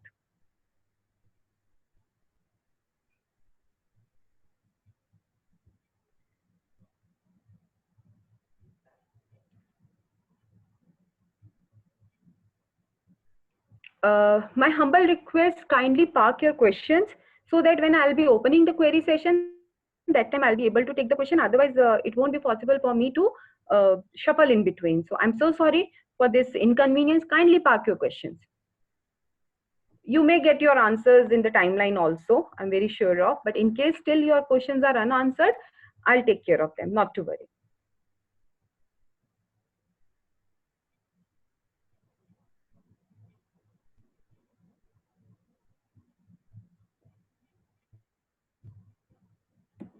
This we have discussed, this we have discussed. Okay. Slide number 30. Okay. So this we have discussed. अभी अब हम देखेंगे एक डिक्लेरेशन की बात. डिक्लेरेशन आपको एक सेट डिक्लेरेशन चलेगा अगर 2 लाख से कम आपका रिफंड है. 2 लाख से अमाउंट एक्सीड करता है तो आपको सीए या कॉस्ट अकाउंटेंट से जो है आपको डिक्लेरेशन लेना है. लेकिन किस केस में लेना है? एक्सपोर्ट के केस में नहीं लेना, इन्वर्टेड ड्यूटी स्ट्रक्चर के केस में नहीं लेना, सेक्शन 77 का आपने टैक्स पे करा उस केस में नहीं लेना. सेक्शन 77 कब एप्लीकेबल होता है? लेट्स से आपने किसी ट्रांजैक्शन को पहले इंटर स्टेट मान लिया या इंट्रा स्टेट मान लिया और आपने C+S पे कर दिया. अब वो आपकी इंटर स्टेट ट्रांजैक्शन है यानी कि अब आपको IGST उस पे करना है. तो जब आप सी और एस पे कर चुके हैं तो अब आप करेक्ट IGST पे करेंगे और इस सी और एस को आप वापस रिफंड लेंगे। तो इस केस में भी आपने अनजस्ट एनरिचमेंट नहीं करा, आपने इसका इंसिडेंस किसी और पे पास नहीं करा है, जो अब आप एडिशनल टैक्स पे करो तो आपको ये रिफंड मिलना चाहिए। तो इस केस में भी आपको कोई जो है डिक्लेरेशन की जरूरत नहीं है, या आपने प्रोविजनल असेसमेंट करानी थी, या आपने रिफंड वाउचर, आपके पास एडवांस अगेंस्ट सर्विसेज आ गया था और आप उसका जो है अब आपने नहीं करी वो सर्विसेज या सप्लाई नहीं हुई है, तो अगेन आप उसका रिफंड आप ले सकते हैं। या और कोई आपका टैक्स, इंटरेस्ट या एनी अदर अमाउंट जहां पे इंसिडेंस आपने पास नहीं करा, तो उस केस में भी आपको जो है वो देने की जरूरत नहीं है। मतलब ये आपको तब देना है सर्टिफिकेट या डिक्लेरेशन कि आपने अनजस्ट एनरिचमेंट नहीं करा है, जब आपको ऐसा कुछ ट्रांजैक्शन गवर्नमेंट को या डिपार्टमेंट को जहां पे शक हो सके कि आपने ये किसी और से टैक्स का अमाउंट कलेक्ट करके फिर डिपॉजिट करा था गवर्नमेंट को, बट अब आप उससे रिफंड मांगने से तो ये रिफंड आपको नहीं मिलेगा। So your CA certificate is a valid document to endorse that yes, unjust enrichment test has been passed or the litmus test has been passed। और बहुत सारी जजमेंट्स हैं जहां पे unjust enrichment test को कैसे वैलिडेट किया जा सकता है, उसके लिए एक प्रोफेशनल का certificate is a valid document. ये हमने सिर्फ एक उसको रिकैप करा है which we have already discussed. एक नई न्यूज है सेक्शन सर्कुलर नंबर 125 से कि पहले हम जो सप्लाईज दे रहे हैं SEZ को वो तो रिफंड ले सकते थे, यानी मैं as a domestic tariff area के अंदर जो बैठी हूँ रजिस्टर्ड पर्सन, अगर मैंने SEZ को सप्लाई दी है तो वो मैं ले सकती हूँ। बट अगर SEZ को किसी ने लेट्स से IGST लगा ही दिया, या बैंक्स हैं जहां वो चार्जेस लगाते हैं और जिसमें उनको SEZ पे टैक्स लग रहा है और उनके पास एक एक्यूमुलेशन हो रहा है ITC का, तो ऐसे केस में अब वो SEZ जो है वो कैसे एप्लीकेशन फाइल करता? कहीं कोई अलग से कैटेगरी नहीं है, कहीं कोई प्रोविजन नहीं था। पिछले रिजीम में जरूर आपके पास 12/2013 नोटिफिकेशन थी, फॉर्म A1 A2 का एक पूरा का पूरा सिंक था, डेवलपमेंट कमिश्नर के पास जाके आप अपने वेंडर को ऐड करा सकते थे अपने फॉर्म A2 के अंदर, और उसके पास में एक अम्ब्रेला एग्जेम्पशन नोटिफिकेशन थी कि उसको टैक्स नहीं लगेगा। बट GST के अंदर ऐसा नहीं है। तो बहुत, और इनिशियल डेज में आपको पता होगा जब GST आया था तो SEZ नाम की कोई अलग कैटेगरी नहीं थी। सारे के सारे SEZ एप्लीकेंट जब वो ऑटो माइग्रेट होके आए थे तो उनको एक रेगुलर टैक्स पेयर वाला ही कैटेगरी के अंदर उनको एनरोलमेंट मिला था। और अगर मैंने SEZ सप्लाईज करी है तो initial days up to March 18 I am talking of, अगर मैं उसका SEZ का नंबर भी डालती थी GSTIN और उसके बाद मैं टिक करना चाहती थी कि मेरी सप्लाईज टू SEZ है, वो टिक नहीं होता था टैब। तो again there was a huge जिसको बोलते हैं हैवक के अंदर, और बहुत सारा ITC जो है उन लोगों के पास एक्यूमुलेटेड है। तो 125 सर्कुलर में पहली बार ये नवंबर 18 में रिलीज हुआ है, आई थिंक 18 नवंबर 2019 को। 2-2.5 साल जब खत्म हो चुके थे GST को आए हुए, then they have issued one clarification कि हाँ SEZ भी रिफंड ले सकता है। तो now even SEZ is eligible to claim the refund. अब एक चीज है कि आपके रिफंड में डेफिशिएंसीज हो सकती हैं, लिस्ट दे दी, सब कुछ दे दिया। मोस्ट ऑफ द टाइम क्या होता है कि आपने जो एप्लीकेशन में अपलोड करा उसको ठीक से विजिबल नहीं हो रहा है, या आपका फॉन्ट, या आपने जब उसको स्कैन करा तो वो ठीक से स्कैन नहीं हुआ, कुछ भी रीजन हो सकता है। या फिर कई बार क्या होता है कि ऑफिसर के पोर्टल पे उसको नजर नहीं आती बहुत सारी चीजें, या उसको लगता है कि कोई और चीज चाहिए एडिशनल, तो वो डेफिशिएंसी मेमो इश्यू कर सकता है। बट प्लीज 125 सर्कुलर में इसके अगेंस्ट भी गाइडलाइंस है। आपकी एप्लीकेशन सबमिट होने के विदिन 15 डेज के अंदर अंदर ही आपके पास या तो डेफिशिएंसी मेमो आएगा या RFD 02 यानी आपके पास ARN आएगा। 15 डेज के बियॉन्ड अगर आपके पास कोई डेफिशिएंसी मेमो आता है, और डेफिशिएंसी मेमो आने के बाद आप सबको पता है कि आपकी एप्लीकेशन आपको वापस से सबमिट करनी होती है, और ऐसे केस में बहुत बारी हमने देखा है कि आपकी एप्लीकेशन टाइम बार हो जाती है। तो अब ऐसा कुछ है, सर्कुलर क्लैरिफाई करता है, और प्लीज माइंड इट, हम सबको पता है सर्कुलर डिपार्टमेंट पे बाइंडिंग होते हैं। तो अगर ऐसा कुछ होता है, मेरी एप्लीकेशन टाइम बार हो रही है, तो I can always challenge that deficiency memo which has been issued beyond the expiry of 15 days. एक से ज्यादा डेफिशिएंसी मेमोज आ नहीं सकते, कहा है, बट हम प्रैक्टिकल लाइफ में देखते हैं एक से ज्यादा डेफिशिएंसी मेमोज आते हैं। How we have to tackle them? Obviously we have to analyze it case to case basis. Provisional refund का जो एक प्रोविजन है वो है, आपकी एप्लीकेशन सबमिट होने के विदिन 7 वर्किंग डेज आपको provisionally 90% of the refund amount grant करना होगा। कब नहीं होगा? अगर आपने कोई डिफॉल्ट करा है, जो डिफॉल्ट आपका एक्सीड करता है 2.5 करोड़ से, तो आपको नहीं होगा, बट अदरवाइज आपके पास में 90% रिफंड आ जाना चाहिए। अब अगर आप देखेंगे पोर्टल को, तो वहां पे एक कम्युनिकेशन भी शुरू हो गई है रिफंड से रिलेटेड। आप अपना ARN नंबर से मेरा मतलब है जो आपकी एप्लीकेशन एक्नॉलेजमेंट नंबर है, उसको अगर आप पंच इन करेंगे तो उसके बाद आप लिख सकते हैं कि मेरा अभी तक प्रोविजनल नहीं आया है, या मेरे को कोई कम्युनिकेशन नहीं रिसीव हुई है, RFD 05 मेरे पे इशू हो चुका है बट मेरा अमाउंट क्रेडिट नहीं हुआ है। तो कुछ भी अगर आपको दिक्कत आती है तो आप वहां पे कम्युनिकेट कर सकते हैं। है जीएसटी का हेल्प डेस्क, तो आप सबको पता है हेल्प डेस्क से कितनी मदद मिलने वाली है। कई बार मुझे तो उनकी आवाज सुन के लगता है कि दैट उनको हमारी मदद की ज्यादा जरूरत है। I hope you all are enjoying and not feeling so much bored, because I know refund is an interesting topic and I think you all should be enjoying it, क्योंकि यहाँ पे हम सरकार से कुछ लेके आएंगे, देंगे नहीं। और हम सब प्रोफेशनल्स के लिए जहां हमको लगता है कि हम अपने क्लाइंट को, एसएससी को कुछ सरकार से वापस ला के देते हैं, तो I think that's the most nice thing for them. So anyways, let's move further. अब सरकार को लगता है कि नहीं, ये रिफंड आपको नहीं मिलना चाहिए क्योंकि आपने इसका इंसिडेंस बियर नहीं करा, या आपने किसी और से लेके आपने ये अमाउंट जो है वो सबमिट कराया है डिपार्टमेंट के पास। तो अगर ऐसा कोई केस होता है तो वो अमाउंट आपको रिफंड नहीं मिलेगा, और वो क्या होगा, वो जो है आपका कंज्यूमर वेलफेयर फंड के अंदर क्रेडिट हो जाएगा। और या फिर आपको लगता है कि ठीक है मेरा रिफंड एलिजिबल नहीं है, दो चीजें होती है, मेरा आईटीसी एलिजिबल है बट हो सकता है मेरी टाइमलाइन क्रॉस कर गई है, 2 इयर्स रेलिवेंट डेट से क्रॉस कर गए हैं, तो मेरे को रिफंड एलिजिबल नहीं है बट मेरे को क्रेडिट तो वापस मिलना चाहिए। तो क्या होता है कि जब आपकी एप्लीकेशन सबमिट होती है, अगर कुछ अमाउंट आपका रिफंड के लिए एलिजिबल है वो आपको रिफंड हो जाता है, आपके अकाउंट में क्रेडिट हो जाता है। जो बैलेंस अमाउंट बचता है वो आपका रिक्रेडिट होता है, यानी आपका क्रेडिट वापस आता है आपके क्रेडिट लेजर में, और आपको उसको यूज करने का आपके पास राइट है। तो ये दो अलग अलग चीजें हैं। एक तो है जब मेरा आईटीसी एलिजिबल नहीं है तो वो होगा कंज्यूमर वेलफेयर फंड में जाएगा। दूसरा है मेरा आईटीसी एलिजिबल है बट मेरा रिफंड एलिजिबल नहीं है, तो उस केस में जो है वो आपका रिफंड जो अमाउंट रिक्रेडिट होना चाहिए तो वो आपका रिक्रेडिट होगा। और प्लीज चेक कीजिएगा RFD 01 जो है बी वहां से सबमिट होता है इसके लिए, और ये डिपार्टमेंट को सबमिट करना होता है। और बहुत सारे केसेस में ऑफिसर्स अपने आप से रिक्रेडिट नहीं करते, आपको फॉलो अप करना पड़ता है। So please, and there is one judgment 2019 in the matter of Garden Silk Mills, टेक्समेन के अंदर है ये जजमेंट। अगर आप देखेंगे तो वहां पे भी इसी केस को डिस्कस करा है। अगर आपका रिक्रेडिट होना है, आपके ऑर्डर में आ गया है कि हाँ मेरे ऑर्डर में ये अमाउंट रिक्रेडिट होना है, और ऑफिसर आपका अमाउंट रिक्रेडिट नहीं करता, तो आप सुओ मोटो आप अपना अमाउंट रिक्रेडिट कर सकते हैं। यही ये जजमेंट में बताया गया है। गार्डन सिल्क मिल्स की जजमेंट है 2019 की, and I think Gujarat high court. Time limit है 60 डेज की। जब आपकी एप्लीकेशन फाइनल हो जाए तो उसके विद इन 60 डेज, अगर आप देखेंगे सेक्शन 54 सबसेक्शन 7 के अंदर ये टाइमलाइन मेंशन है वहां पे, बट बाइफर्केशन नहीं है, ये 60 डेज की टाइमलाइन है। सर्कुलर 125 में इसको बाइफर्केट करा है, और वो कहता है कि 45 डेज के अंदर अंदर एप्लीकेशन प्रोसेस हो जानी चाहिए, और प्रोसेस होने के विद इन 15 वर्किंग डेज आपके अकाउंट में पैसा क्रेडिट हो जाना चाहिए, यानी इन दोनों का टोटल 60 डेज है।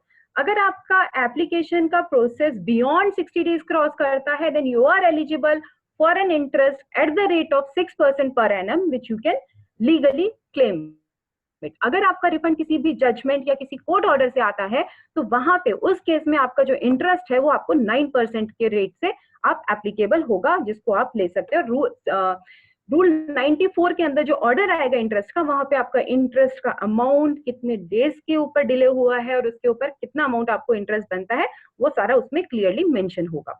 तो again this is an important point. बहुत सारे लोग नहीं लेने चाहते, वो कहते हैं रिफंड आ गया बहुत अच्छी बात है, अब इंटरेस्ट पे कौन माथा लगाएगा। But yes, this interest is also are legitimate right which we can easily claim from the department.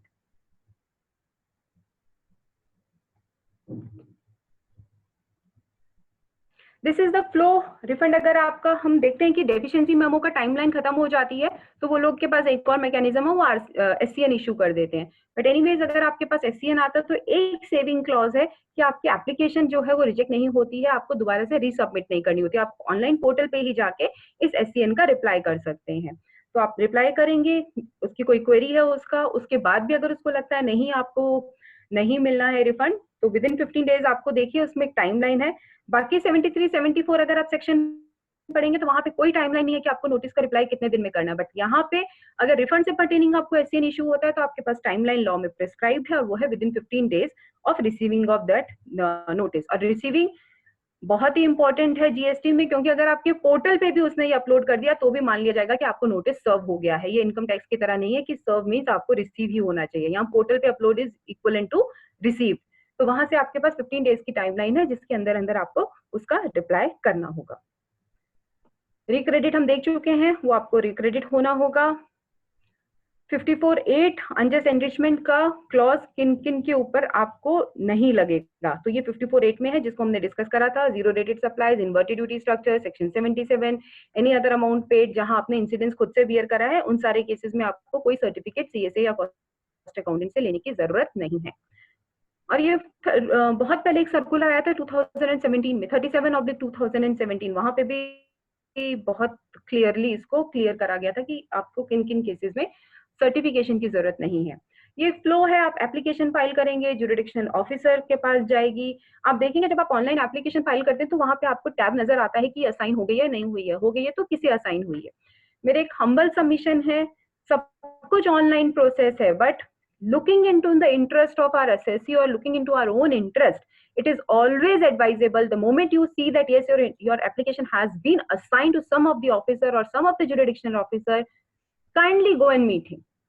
at least आप उसको जाके मिलिए तो वो डीएम इशू नहीं करेगा और आपका रिफंड जो है वो आसानी से प्रोसेस हो जाएगा। तो this is I am sharing my personal experience because I'm dealing in refund for past 8 years, and trust me, going and meeting that officer once will save much of your time and save much of your efforts also. So kindly take care of the same. There is no hard and fast. बिना उसके भी आपको लगता है कि नहीं जाना तो that's up to you. But my humble suggestion is that you should go and meet your jurisdiction officer. In case अगर उसकी कोई query है तो आप उसको sort कर सकते हैं। DM आएगा या आपको ARN आएगा या आपको कोई नोटिस आएगा। रिफंड एप्लीकेशन, अब आपका सर्कुलर 135 कहता है कि आप टाइमलाइंस को मर्ज कर सकते हैं, यानी आप 2 फाइनेंशियल ईयर्स को मर्ज कर सकते हैं। रिफंड ऑफ प्रोविजनल आईटीसी है, आपको 90 डेज का 90% का विद इन 7 वर्किंग डेज मिल जाना चाहिए। ड्रॉबैक डिक्लेरेशन अभी भी वो आपसे मांगते हैं, जबकि ऐसी कोई जरूरत नहीं है। पोस्ट अक्टूबर मैंने लिखा भी है कि प्रायर अक्टूबर 17 से पहले ये आपके ऊपर कंडीशन लगती थी, बट अक्टूबर 17 के बाद higher rate of duty drawback की कोई कंडीशन नहीं है, but still they are asking for the declaration. आपको अगर लगता है कि आपने कोई शिपिंग बिल की डिटेल गलत डाल दी, इनवॉइस नंबर की डिटेल गलत डाल दी, कोई टैक्सेबल वैल्यू की डिटेल गलत डाल दी है, तो आप टेबल 9 ऑफ जीएसटीआर 1 के अंदर जाके उसको अमेंड कर सकते हैं, ताकि जो डेटा आपका टेबल 6A से फ्लो होके आइस गेट के साथ मैप होना है उसमें कोई भी डिस्क्रिपेंसी नहीं रहे। एग्जिस्टिंग लॉ के अंदर अगर कोई आपका रिफंड बनता है, एग्जिस्टिंग लॉ से मेरा मतलब है अर्स्टवाइल रिजीम में, यानी कोई सर्विस टैक्स का, कोई एक्साइज का, कोई वैट का, तो आप उन्हीं के अंदर लीजिए। No refund of transitional credit, transitional credit का कोई भी पैसा है, कैपिटल गुड्स से रिलेटेड आपका कोई भी आईटीसी है, तो रूल 89 में आपको उसका रिफंड नहीं मिलेगा।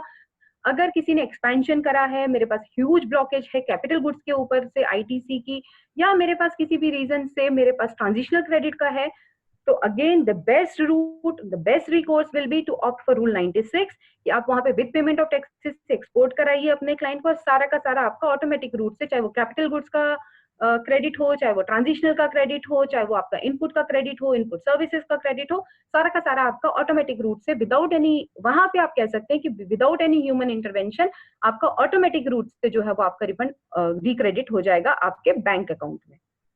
बस आपको वहां पे ये ध्यान रखना होगा कि आपका टेबल 6A जीएसटीआर 1 का और आपका आइस गेट का शिपिंग बिल की डिटेल्स, ईजीएम की डिटेल्स, जो आपका मैनिफेस्ट से आपकी डेट आ रही है, वो सारी आपकी मैप होनी चाहिए। नया जो शिपिंग बिल का फॉर्म आया है नवंबर 19 में, अब वहां पे एक और उन्होंने प्रोविजन शुरू कर दिया था, क्योंकि मैक्सिमम SB 0005 के एरर्स आ रहे थे, ट्रांजेक्शन वैल्यू और टैक्स जो invoice value pertaining to GST और शिपिंग बिल की टैक्सेबल वैल्यू के अंदर डिफरेंस होता था। क्यों होता था? मैंने आज अपने यहाँ से गुड्स रिलीज करे, मैं आरबीआई का आज का रेट लगाऊंगी एक्सपोर्ट इनवॉइस को बनाने के लिए। मेरे 2 इनवॉइस बनते हैं, एक मेरा कमर्शियल इनवॉइस बनता है, एक मेरा जीएसटी का इनवॉइस बनता है। कमर्शियल इनवॉइस मेरा हमेशा फॉरेन कन्वर्टेबल करेंसी में बनता है। जीएसटी से पर्टेनिंग जो मेरा इनवॉइस बनता है उसमें मैं उस दिन का रेट आरबीआई से लेके उसको कन्वर्ट करके बनाऊंगी। लेकिन मेरे शिपिंग बिल में इनवॉइस वैल्यू कौन सी जाती है? जिस दिन मेरे जो गुड्स हैं वो कैरियर पे या वेसल पे जाते हैं, यानी कि कस्टम का कन्वर्जन रेट, कस्टम का कन्वर्जन रेट हर 15 डेज पे चेंज होता है। तो मैंने अगर लेट से 28, 29, 30 को यहाँ से गुड्स रिलीज करे, आरबीआई का कोई रेट था, कस्टम का 1 तारीख को रेट चेंज हो गया, तो इसकी वजह से डिफरेंस आ जाता है हमारी वैल्यूज के अंदर। 100 रुपए तक का डिफरेंस है तो कस्टम ने इग्नोर कर दिया है, आपकी शिपिंग बिल के अंदर उन्होंने मैप कर दिया है। 100 रुपए से ऊपर का जैसे ही डिफरेंस आता है तो SB 005 करके आपको एक एरर पॉपअप होता है आपके आइस गेट के पोर्टल के ऊपर। तो again please note down, notification number 22/2020, 2-3 दिन पहले ही ये इशू हुई है। वो आपके ऐसी कोई भी शिपिंग बिल जो एरर्स हैं परटेनिंग अप टू 31 दिसंबर 2019 तक के सारे एरर्स आप उसको क्लैरिफाई या रेक्टिफाई करा सकते हैं। पूरा प्रोसेस दिया हुआ है, notification number 22/2020। Please take care, ये कस्टम की नोटिफिकेशन है क्योंकि वहां पे कस्टम का इन्वॉल्वमेंट है, तो ये कस्टम की नोटिफिकेशन है जो कि शुरू हुई थी आपकी 5/2018 से। वहां से ये अमेंड होते होते टाइम पीरियड बढ़ते बढ़ते अब आपका टाइम पीरियड शिपिंग बिल के सारे एरर्स को करेक्ट करने में, स्पेशली योर SB 005 का एरर करेक्ट करने के लिए लेटेस्ट नोटिफिकेशन है। तो ये आपको कस्टम की वेबसाइट पे, CBIC की वेबसाइट पे मिल जाएगी, आप वहां से चेक कर सकते हैं। हमने देख ही लिया है IGST का रिफंड मिलेगा, नॉर्मली कंपनसेशन का रिफंड नहीं मिलेगा, बट अब जो आप उसको ले सकते हैं। अब ये रिस्ट्रिक्शन 50% की नहीं है, कैप्टिव कंजम्पशन में ये इक्वेट है अब आपके एक्सपोर्ट टर्नओवर के साथ। बॉन्ड और LUT आपको चाहिए ही चाहिए। नॉन GST और एग्जेम्प्टेड गुड्स हैं, यहाँ पे आपके बॉन्ड या LUT की रिक्वायरमेंट नहीं है क्योंकि वो गवर्न होते हैं आपके सेक्शन 23 से, और वहां पे आपको अगर ITC नहीं चाहिए। बेसिकली बॉन्ड और LUT आपको क्यों चाहिए, क्योंकि अगर आपके पास कुछ एक्यूमुलेटेड ITC है तो उसका अगर आपको रिफंड चाहिए तो उसके मैकेनिज्म के लिए चाहिए। अगर आपको नहीं चाहिए तो आप उसको कर सकते हैं, but anyways it is not a procedure thing, you have to abide. But still अगर आपका प्रोडक्ट ही एग्जेम्प्टेड है जिसपे कोई ITC नहीं है या नॉन GST प्रोडक्ट है तो आप वहां पे इसको सिर्फ स्किप कर सकते हैं, अदरवाइज नहीं कर सकते। ये मैंने स्पेशली डाला है पैरा 5 जहां पे उन्होंने कुछ कुछ क्लैरिफिकेशन दी थी 96A से रिलेटेड और LUT से रिलेटेड कि अगर वन टाइम कंडोनेशन होगा, अगर आप नहीं LUT अप्लाई कर पाए और आपने एक्सपोर्ट कर दिया तो आप उसको कंडोन कर सकते हैं। 89 की अगर हम बात करें, यानी विदाउट पेमेंट ऑफ टैक्स, जब हम LUT के साथ एक्सपोर्ट करते हैं तो उसमें हमें क्या क्या ध्यान रखना, हमारा zero rated supplies of goods services और बोथ हो सकता है, या supplies to SEZ and SEZ developer हो सकता है अंडर रूल 89। अब इसमें बहुत इंटरेस्टिंग चीज क्या है, रूल 89 सब रूल 4 जो गवर्न करता है आपके जीरो रेटेड सप्लाईज को या SEZ सप्लाईज को, इसके अंदर जो है वो आपका फॉर्मूला है। फॉर्मूला क्या है, हमने ये फॉर्मूला सर्विस टैक्स में भी देखा हुआ है, नेट ITC मल्टीप्लाइड बाय या ET divided by TT। ET उस टाइम पे आपका एक्सपोर्ट टर्नओवर होता था, TT आपका टोटल टर्नओवर होता था। यहाँ पे आपकी नई एब्रीवेशन है, नया लॉ नई एब्रीवेशन, और what I say is old wine in a new bottle. वो कहता है net ITC multiplied by turnover of the zero rated supplies of goods और services divided by adjusted aggregate और एडजस्टेड टोटल टर्नओवर। तो ये आपका formula है। अब अगर हम इसको देखें और को रिलेट करें जो इसमें चेंज आया है, तो वो अभी हम देखेंगे। आप ये चीज पार्क करिएगा कि अभी हम जो यहाँ पे टोटल टर्नओवर ऑफ गुड्स है उसको क्या मानेंगे, इन्वर्टेड ड्यूटी स्ट्रक्चर। और एक चीज ध्यान रखिए, यहाँ पे नेट ITC क्या है, हाईलाइट करा हुआ है मैंने, इनपुट्स एंड इनपुट सर्विसेज। क्यों हाईलाइट करा अभी आप देखेंगे। 89(4) आपका जीरो रेटेड सप्लाईज, रूल 89 सब रूल 5 आपका inverted duty structure. Inverted duty structure में सब कुछ सेम है, यही फॉर्मूला है, net ITC multiplied by turnover of inverted duty structure divided by adjusted total turnover. Net ITC क्या है यहाँ पे, और ये 3 बार डेफिनेशन चेंज हुई है। Net ITC finally retrospective effect से 1 जुलाई 2017 से है। Net ITC shall means input tax credit availed on inputs। ये डिफरेंस है, यहाँ inputs and input services है, यहाँ inputs है। एंड माइंडेड GST में ये दोनों वर्ड्स अलग अलग डिफाइंड है। inputs pertain only to your input goods। तो यहाँ पे इन्वर्टेड ड्यूटी स्ट्रक्चर में आपको इनपुट सर्विसेज का रिफंड नहीं है। कोई भी, चाहे आपका जॉब वर्क हो, CA सर्विसेज हो और कोई प्रोफेशनल सर्विसेज हो, जहां तक अभी तक ओशन फ्रेट हम देते हुए आ रहे थे इंपोर्ट के ऊपर, उसका आपको क्रेडिट लेना हो, ऐसा कोई भी क्रेडिट आपको रिफंड के लिए नहीं मिलेगा। आप उसको क्रेडिट ले सकते हैं बट रिफंड आपको उसका अलाउ नहीं होगा क्योंकि नेट ITC की डेफिनेशन में ही नहीं है। तो ये एक मेजर चेंज है। जो कि बहुत ध्यान रखने वाला है। रिफंड अमाउंट ऑब्वियसली जो आपका लेजर में आ रहा होगा, वहां पे 3 आपके अलग अलग चीजें हैं, जिस दिन मैं एप्लीकेशन फाइल कर रही हूँ वो, जिस मंथ का रिफंड है वो, या मेरे पास आज की डेट में टोटल ऊपर कितना एक्यूमुलेटेड दिखा रहा है। तो उन दोनों का आप देखेंगे 1 और 2 के बीच में जो लोवेस्ट होगा वो आपको रिफंड मिलेगा। यानी जो एक तो होता है फॉर्मूला से कितना अमाउंट आएगा, आज की डेट में मेरे क्रेडिट लेजर में कितना है, और जिस महीने का रिफंड फाइल करी हूँ उस दिन मेरे पास क्रेडिट लेजर में कितने था, उसी के हिसाब से आपका फाइनल अमाउंट निकल के आता है।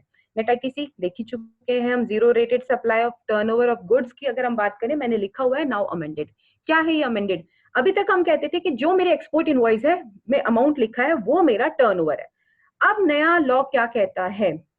अब कहता है रूल 89 में अमेंडमेंट आई है, वाइड नोटिफिकेशन नंबर 16/2020 डेटेड 23 मार्च 2020। वो कहती है टर्नओवर किसको मानेंगे, या तो मेरा एक्सपोर्ट इनवॉइस और 1.5 times the value of similar goods domestically supplied. यानी जिस गुड्स को मैं एक्सपोर्ट कर रही हूँ, जो एक्सपोर्ट इनवॉइस बनाया वो, या अगर मैं उन्हीं गुड्स को डोमेस्टिकली सप्लाई करती हूँ तो जिस प्राइस पे सप्लाई करती हूँ उसका 1.5 टाइम्स। लेट्स से मेरा एक्सपोर्ट कर रही हूँ मैं फॉरेन, अगर मुझे भेजना है और मैंने उसका अमाउंट लिखा हुआ है 95 रुपीज इनवॉइस में, वही गुड्स अगर मैं डोमेस्टिकली सप्लाई करती हूँ तो लेट्स से मैं 60 रुपीज में उनको सप्लाई करती हूँ। तो अब मेरा क्या रहेगा बैरोमीटर, मेरी टर्नओवर को कैलकुलेट करने का 95 जितने मैंने एक्सपोर्ट इनवॉइस बनाया, या 1.5 times of my domestic price, let's say 60 का 1.5 टाइम्स 90, यानी कि अब मेरा डिनोमिनेटर जो है वो 90 हो गया, 95 से कम हो गया है। मैं डोमेस्टिकली सप्लाई नहीं करती तो मुझे ही बताना है सिमिलरली प्लेस्ड सप्लायर, जो मेरे जैसे ही गुड्स में या मेरे सिमिलर गुड्स में सिमिलरली प्लेस्ड सप्लायर जो मैं बताऊंगी उसके अमाउंट से आप 1.5 टाइम्स लेंगे। तो आई don't know how why they have given this weird kind of calculation and how much litigation are going to be for this provision, but definitely it is going to be a litigative provision because this is not in persistent or what is the intention of law, वहां ऐसा कहीं कोई इसमें नहीं है। But अब ये एक नया अमेंडेड और आ चुकी है अमेंडमेंट, आपकी नोटिफिकेशन से रूल्स उन्होंने अमेंड कर दिए हैं, तो ये अप्लाई हो चुका है 23 मार्च 2020 से। टर्न एग्रीगेट सप्लाई ऑब्वियसली हमें पता ही है, आपका टोटल स्टेट की टर्नओवर फॉर द स्टेट हम एक पर्टिकुलर स्टेट से लेते हैं, उसमें से आप एग्जेम्प्ट सप्लाईज माइनस कर देते हैं, वो आपकी इसमें नहीं आती डिनोमिनेटर। नेक्स्ट आपका है this we have already done, हम देख चुके 89.5 में इनपुट्स हैं सिर्फ, वहां पे सर्विसेज नहीं है, बाकी आपका फॉर्मूला वहां पे तो टर्नओवर है, तो ये वाला फॉर्मूला सिर्फ आपका जीरो रेटेड सप्लाईज को हिट करेगा और किसी को नहीं हिट करेगा। 96 की अगर मैं बात करूं तो ये एक बहुत अच्छा प्रोविजन है जहां पे ऑटोमेटिक रूट से आपका रिफंड आता है with in 7 to 10 working days of your shipping bill के फाइल होने से लेके आपकी रिटर्न फाइल हो जानी चाहिए। जिस दिन आपकी जीएसटीआर 1 फाइल हो जाती है वहां से आपका 7 डेज के अंदर अंदर आपका रिफंड प्रोसेस हो जाता है, प्रोवाइडेड आपका टेबल 6A का जो डेटा है वो मैप हो जाए आपके कस्टम के या आइस गेट के डेटा के साथ। तो देखेंगे कि हम इसमें क्या क्या बेनिफिट है, हम जैसे डिस्कस कर चुके हैं, यहाँ पे आपका कैपिटल गुड्स का कोई क्रेडिट है, आपके पास में कोई ट्रांजिशनल क्रेडिट है एक्यूमुलेटेड और आप उसको कुछ यूटिलाइज नहीं कर पा रहे हैं, तो आप रूल 96 को यूज करते हुए आगे जा सकते हैं और आपका जो भी एक्यूमुलेटेड क्रेडिट है वो सारा का सारा आपको रिफंड हो जाएगा। विथहोल्ड करने का पावर है कस्टम के पास भी है, क्योंकि रूल 96 में आपका कस्टम इन्वोक होता है। आपका कस्टम में से अगर आपको लगता है कि कोई आपको ड्यूज हैं जो उनको आपसे रिकवर करने हैं, तो वो आपका इस रिफंड को जो है वो विदहेल्ड कर सकते हैं, और वो विदहेल्ड करने के बाद आपको एक ऑर्डर देंगे, उसके पार्ट बी में मेंशन करेंगे कि इतना अमाउंट आपका विदहेल्ड है, और उसके बाद अगर आपकी वो सारे रिस्ट्रिक्शंस या कंस्ट्रेंट्स खत्म हो जाती हैं तो you will be eligible to get that refund back. So उसके बाद आपको वो रिफंड भी मिल जाएगा। रूल 96 कहाँ कहाँ अलाउ नहीं है, प्लीज आप ध्यान से देखिए। हमने बात करी थी डीम्ड एक्सपोर्ट की, अगर हम डीम्ड एक्सपोर्ट यानी हम नोटिफिकेशन नंबर 48/2017 का बेनिफिट लिए हैं सप्लायर ने, वहां आपको नहीं मिलेगा 96 यूज करने का, क्योंकि ऑलरेडी वहां पे एक अलग प्रोविजन है जहां पे वो आपको ईओयू ऑथराइज ऑपरेशन की बात करूं, एडवांस ऑथराइजेशन की बात करूं, ईओयू की बात करूं, तो उनके पास ऑलरेडी एक बेनिफिट है कि उनको कस्टम ड्यूटीज भी नहीं देनी पड़ती हैं। तो सरकार उनको डबल डबल बेनिफिट नहीं देना चाहती, बहुत लिमिटेड सा स्कोप है जहां पे वो टैक्स पे करके आते हैं, तो उनको उन्होंने रूल 96 यूज करने को प्रोहिबिट करा है। सिमिलरली मर्चेंट एक्सपोर्टर की जो नोटिफिकेशन हमने डिस्कस करी 40/2017 एंड 41/2017, क्योंकि ऑलरेडी आप एक कंसेशनल रेट के ऊपर में लेके आ रहे हो, तो वहां पे भी आप रूल 96 का बेनिफिट नहीं ले सकते। 9610 जो है, ये 9610 के क्लॉजेज हैं जहां पे आपको ये जो है रिस्ट्रिक्शंस है। एक चेंज उन्होंने किया है, अगेन आपके नोटिफिकेशन नंबर 16/2020 में उन्होंने रूल 9610 के अंदर ही चेंज करा है।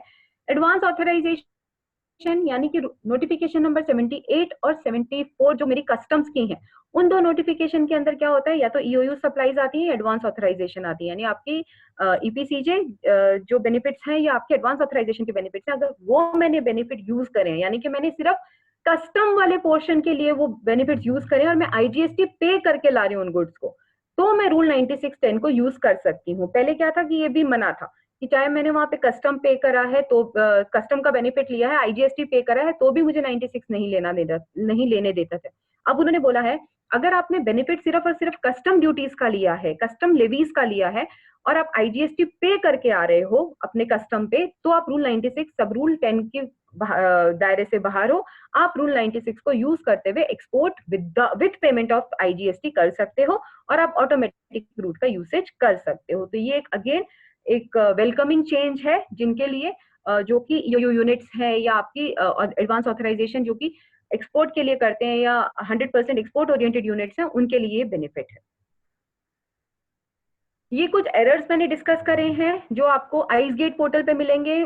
हम सबको अगर पता है तो बहुत अच्छा, अगर किसी को नहीं पता, आइस गेट पोर्टल आपका जो है जब आप एक्सपोर्ट करते हो तब आपका आइस गेट पोर्टल बनता है। वहां पे आपको लॉगिन करना पड़ता है लॉगिन क्रेडेंशियल से, और एक अपना लॉगिन आईडी बनाना पड़ता है।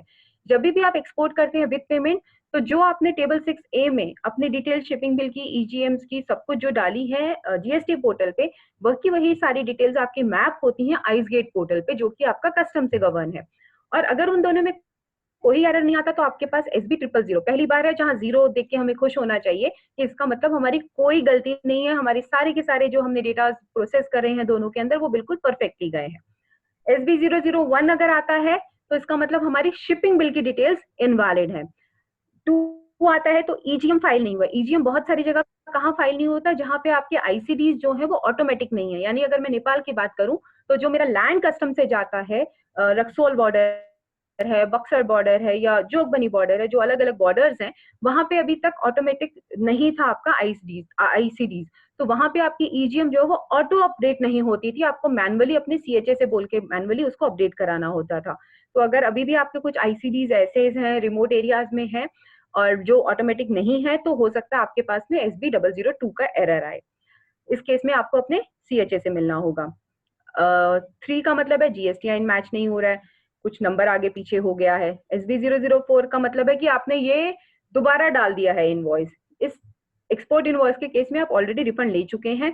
कई बार क्या होता है कि आपके कुछ इनिशियल्स मैच हो जाते हैं। अगर जो प्रिस्क्राइब लिमिट है जीएसटी के अंदर इनवॉइस नंबर की, उसके बियॉन्ड अगर आपका कोई इनवॉइस नंबर जाता है तो वो लास्ट के डिजिट्स नहीं देखते हुए, अगर उसकी वजह से कहीं ऐसा कोई एरर आता है तो वो आपको रेक्टिफाई कराना होगा अपने कस्टम्स पे जाके। SB005 मैक्सिमम एरर होता है, यानी कि आपके इनवैलिड इनवॉइस नंबर। इसके पीछे सबसे बड़ा रीजन है कि प्लीज प्लीज अपने जो कमर्शियल इनवॉइस की सीरीज है और जो जीएसटीएन इनवॉइस की सीरीज है उसको आप एक जैसा रखिए। आप अपना प्रेस्क्राइब लिमिट को क्रॉस मत करिए, बहुत सारे स्पेशल कैरेक्टर्स को मत डालिए। अगर आपने जीएसटी में लेट से 0012 लिखा है और शिपिंग बिल में गलती से वो सिर्फ 12 चला गया, आपके सीएचए ने सिर्फ 12 डाल दिया है, तो भी ये मिसमैच खड़ा हो जाएगा। तो आपको देखना होगा कि आपके मिसमैच कहाँ, और हर शिपिंग बिल के आगे आपको ये एरर्स नजर आते हैं। तो ये बहुत अच्छी बात है उस पोर्टल की, आइसगेट के पोर्टल की। अगर आप उस पर लॉग इन करेंगे ना, तो हर शिपिंग बिल के आगे कौन सा एरर है, वहां पे शिपिंग बिल वाइज आपका जो है वो प्रोसेस होता है। SB006 है तो अगेन आपका ईजीएम नहीं है आपका, ये भी आपका ऑटोमेटिक अगर नहीं है कोई आपका आईसीडी, उसकी वजह से आता है कि आपको ईजीएम गेटवे ही नहीं मिला। ईजीएम गेटवे क्या होता है कि जब आपका वेसल जाता है तो उसका कैप्टन जो है वो एक मैनिफेस्ट देता है, जिसको हम ईजीएम बोलते हैं या एक्सपोर्ट मैनिफेस्ट बोलते हैं, वो सबमिट करता है। उसी के अकॉर्डिंगली आपकी डिटेल्स उसके हर शिपिंग बिल उस मैनिफेस्ट में ना, जितने शिपिंग बिल्स का कार्गो उसके साथ जा रहा है उन सब की डिटेल होती है। तो वो ऑटो अपलोड होता है जहां पे आपका ऑटोमेटिक आईसीडीज है। जहां ऑटोमेटिक आईसीडीज नहीं है वहां भी ऑटोमेटिक अपलोड नहीं होता, ह्यूमन एरर होने के चांसेस वहां पे बहुत ज्यादा रहते हैं।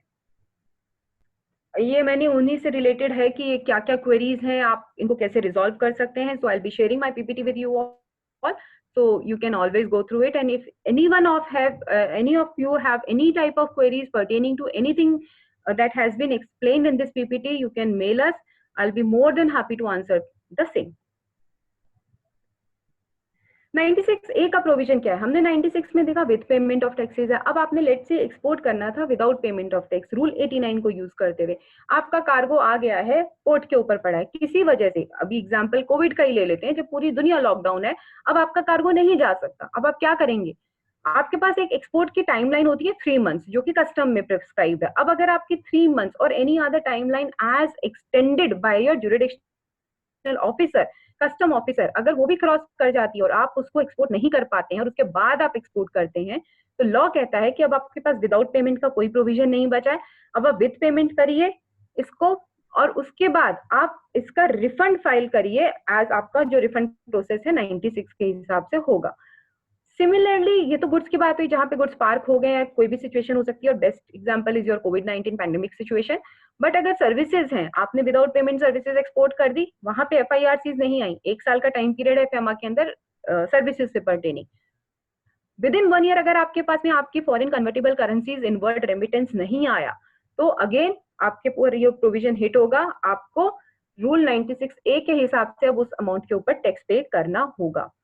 आपके ऊपर जो अमाउंट पेबल खड़ा है, अगर वो आपने विद इन 15 डेज उसके टाइम एक्सपायरी के नहीं पे करा, तो आपकी एलयूटी फ्रीज हो जाती है. यानी for the time being rule 96A कहता है आपकी एलयूटी फ्रीज हो जाएगी, with payment without payment of IGST export नहीं कर पाएंगे. तो जब आप वो पेमेंट जो आपके ऊपर ड्यू है आप पे कर देते हैं, तो आपकी एलयूटी वापस एप्लीकेबल हो जाती है. यहीं पे एक और इम्पोर्टेंट पॉइंट डिस्कस करना चाहूंगी. आपकी नोटिफिकेशन नंबर 35/2020 3 अप्रैल को जो इशू हुई थी, जहां पे आपके सारे कंप्लायंसेस की टाइमलाइन को एक्सटेंड किया गया था, उसी के लिए क्लैरिफिकेशन डिपार्टमेंट ने सर्कुलर नंबर 137 से दी है. आपको 31 मार्च खत्म होने से पहले पहले नए फाइनेंशियल ईयर के लिए एलयूटी फाइल करनी होती है. बिकॉज ऑफ दिस पैंडेमिक कोविड-19 आप वो एप्लीकेशन फाइल नहीं कर पाए. तो अब आप क्या करेंगे? क्योंकि अभी आप नहीं कर सकते उसको ऑनलाइन फाइल, तो मान लिया जाएगा 2021 के लिए कि ठीक है, वो आपकी वैलिड है एलयूटी, आप विदाउट पेमेंट जैसे कर रहे हैं वैसे कर सकते हैं. बट जहां आपको कोट करना होता है, जैसे शिपिंग बिल के ऊपर या रिफंड एप्लीकेशन के ऊपर, आप पुरानी एलयूटी का नंबर, रेफरेंस नंबर कोट करेंगे for the time period. And second important condition, आप 30 जून 2020 से पहले पहले एलयूटी नई फाइल कर देंगे. तो ये रिलैक्सेशन आपको ड्यूरिंग दिस लॉकडाउन पीरियड और आपको ये दिया गया है कि आपके ऊपर सब्सटैंशिएट बेनिफिट जो है वो डिनाई नहीं होगा.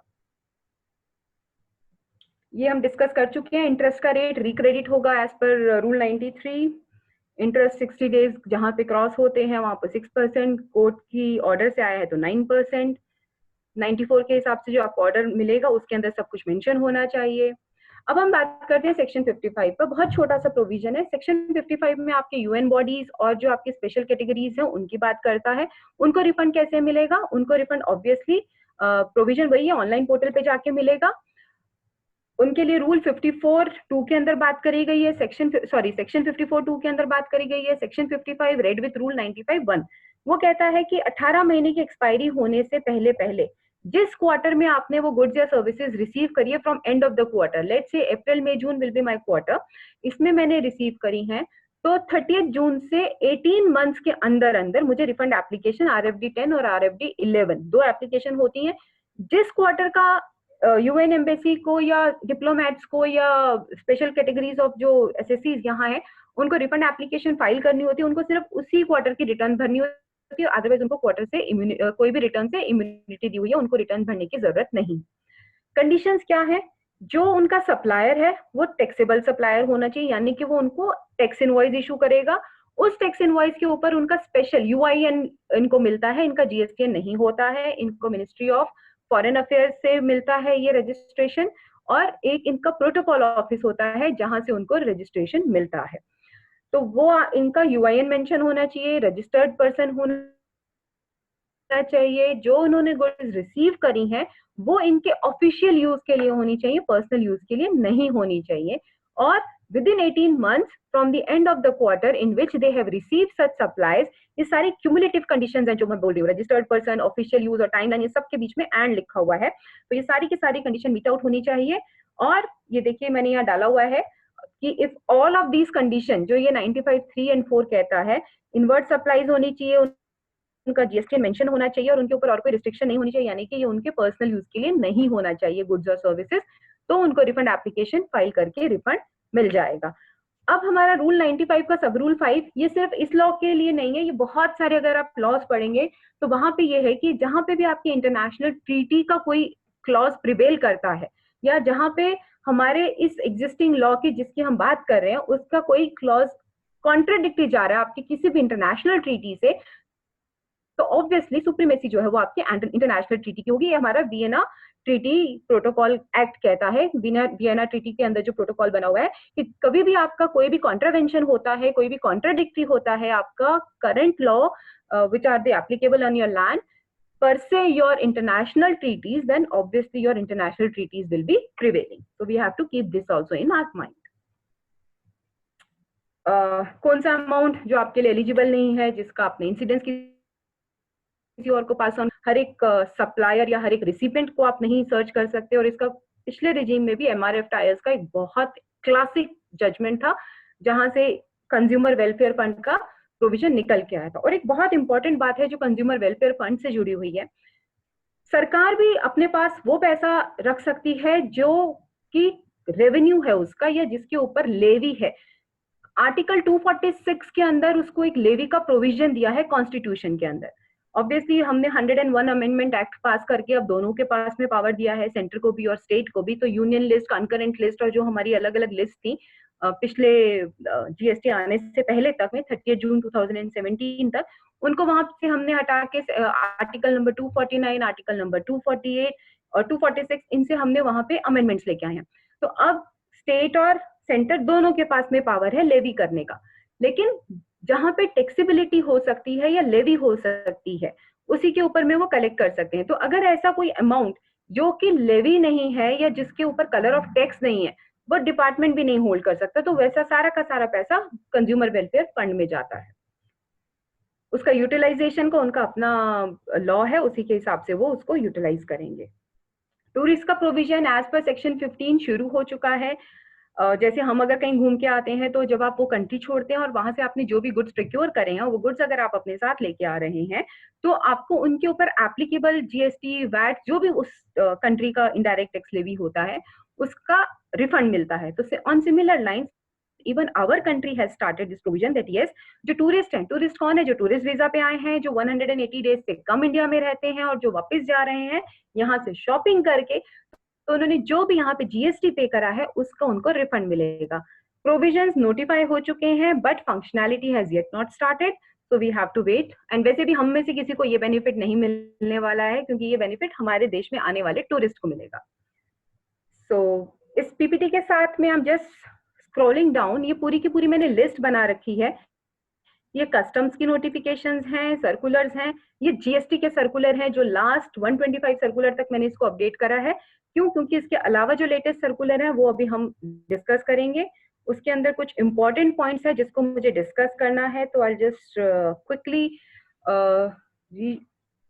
rewind my PPT so that we can get to the applicable page and we are able to discuss the important amendments or the changes, or what I should say, the few new incorporated difficulties that has been incorporated in processing of refund application. इतना आसान नहीं है department से पैसा लेके आना, तो हम ये तो बिल्कुल नहीं मान सकते कि कहीं कोई डिफिकल्टीज नहीं होंगी, हिकअप्स नहीं होंगे, कोई बैरियर्स नहीं होंगे, not at all. So there are few things and which we are going to discuss. So in the meantime, before I start that, I'll just see what is there. Supplies to SEZ submitted. Okay, I'll take the queries at the last. I'll just quickly talk about all these provisions first. Okay. So पहला हमने point check करा है, circular 135 के अंदर है कि आप bunching of financial years possible है, यानी कि अब आप 2 फाइनेंशियल ईयर्स को मर्ज कर सकते हैं। इन्वर्टेड ड्यूटी स्ट्रक्चर का रिफंड कब नहीं मिलेगा? कब मिलेगा हमें पता है, इनपुट्स हमारे हायर रेट पे हैं, आउटपुट हमारे लोअर रेट पे। आप एक बड़ा टिपिकल सा केस लेके ना, डिपार्टमेंट ने सर्कुलर में एक क्लैरिफिकेशन दी है जो कि not inconsistent with the law. यहाँ क्या कहता है, ये बेसिकली उन्होंने एग्जांपल लिया ट्रेडर का। अभी हम सबको पता है 1 अप्रैल 2020 से बहुत सारी चीजों के रेट चेंज हुए हैं। तो ये कहते हैं कि अगर आपका 18% पे इनपुट था, अब आपका 5% पे उसका रेट चेंज होके 5% आ गया है, एग्जाम्पल में 12% लिया है, आपने प्रोक्योर जब करा गुड्स तो आपने 18% टैक्स पे करा। अब आज की डेट में आपके पास में वो जो रेट एप्लीकेबल होगा because of rate change notification, वो अब 12% हो गया है। तो अभी जब 18 और 12 के बीच में 6% का जो डिफरेंस है, अगर आपका इसकी वजह से इन्वर्टेड ड्यूटी स्ट्रक्चर के अंदर एक्यूमुलेशन होता है तो हम आपको रिफंड नहीं देंगे। जबकि अगर आप सेक्शन 54 सबसेक्शन 3 का क्लॉज 2 पढ़ेंगे तो वहां पे कोई रिस्ट्रिक्शन नहीं है।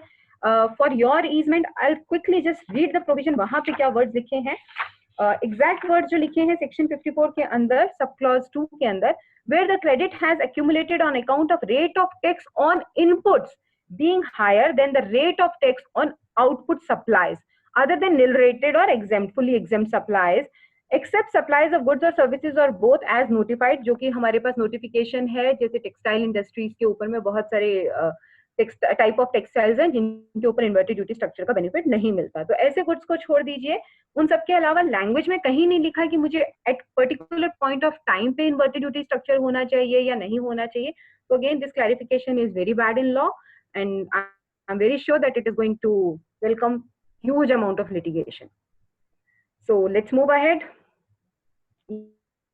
ये हमने बात करी, जो मैंने रेड में लिखा है payment of excess tax, section 77 का टैक्स, प्रोविजनल असेसमेंट अब आपकी फाइनल हुई है, उस टाइम पे आपने कुछ अमाउंट पे करा है या अंडर प्रोटेस्ट आपने पे करा है या refund on account of any other ground, इन सब के लिए आप रिफंड एप्लीकेशन RFB 01 फाइल करेंगे और जो आप क्लॉज या जो आप कैटेगरी चूज करेंगे वो होगी आपकी एनी अदर कैटेगरी की।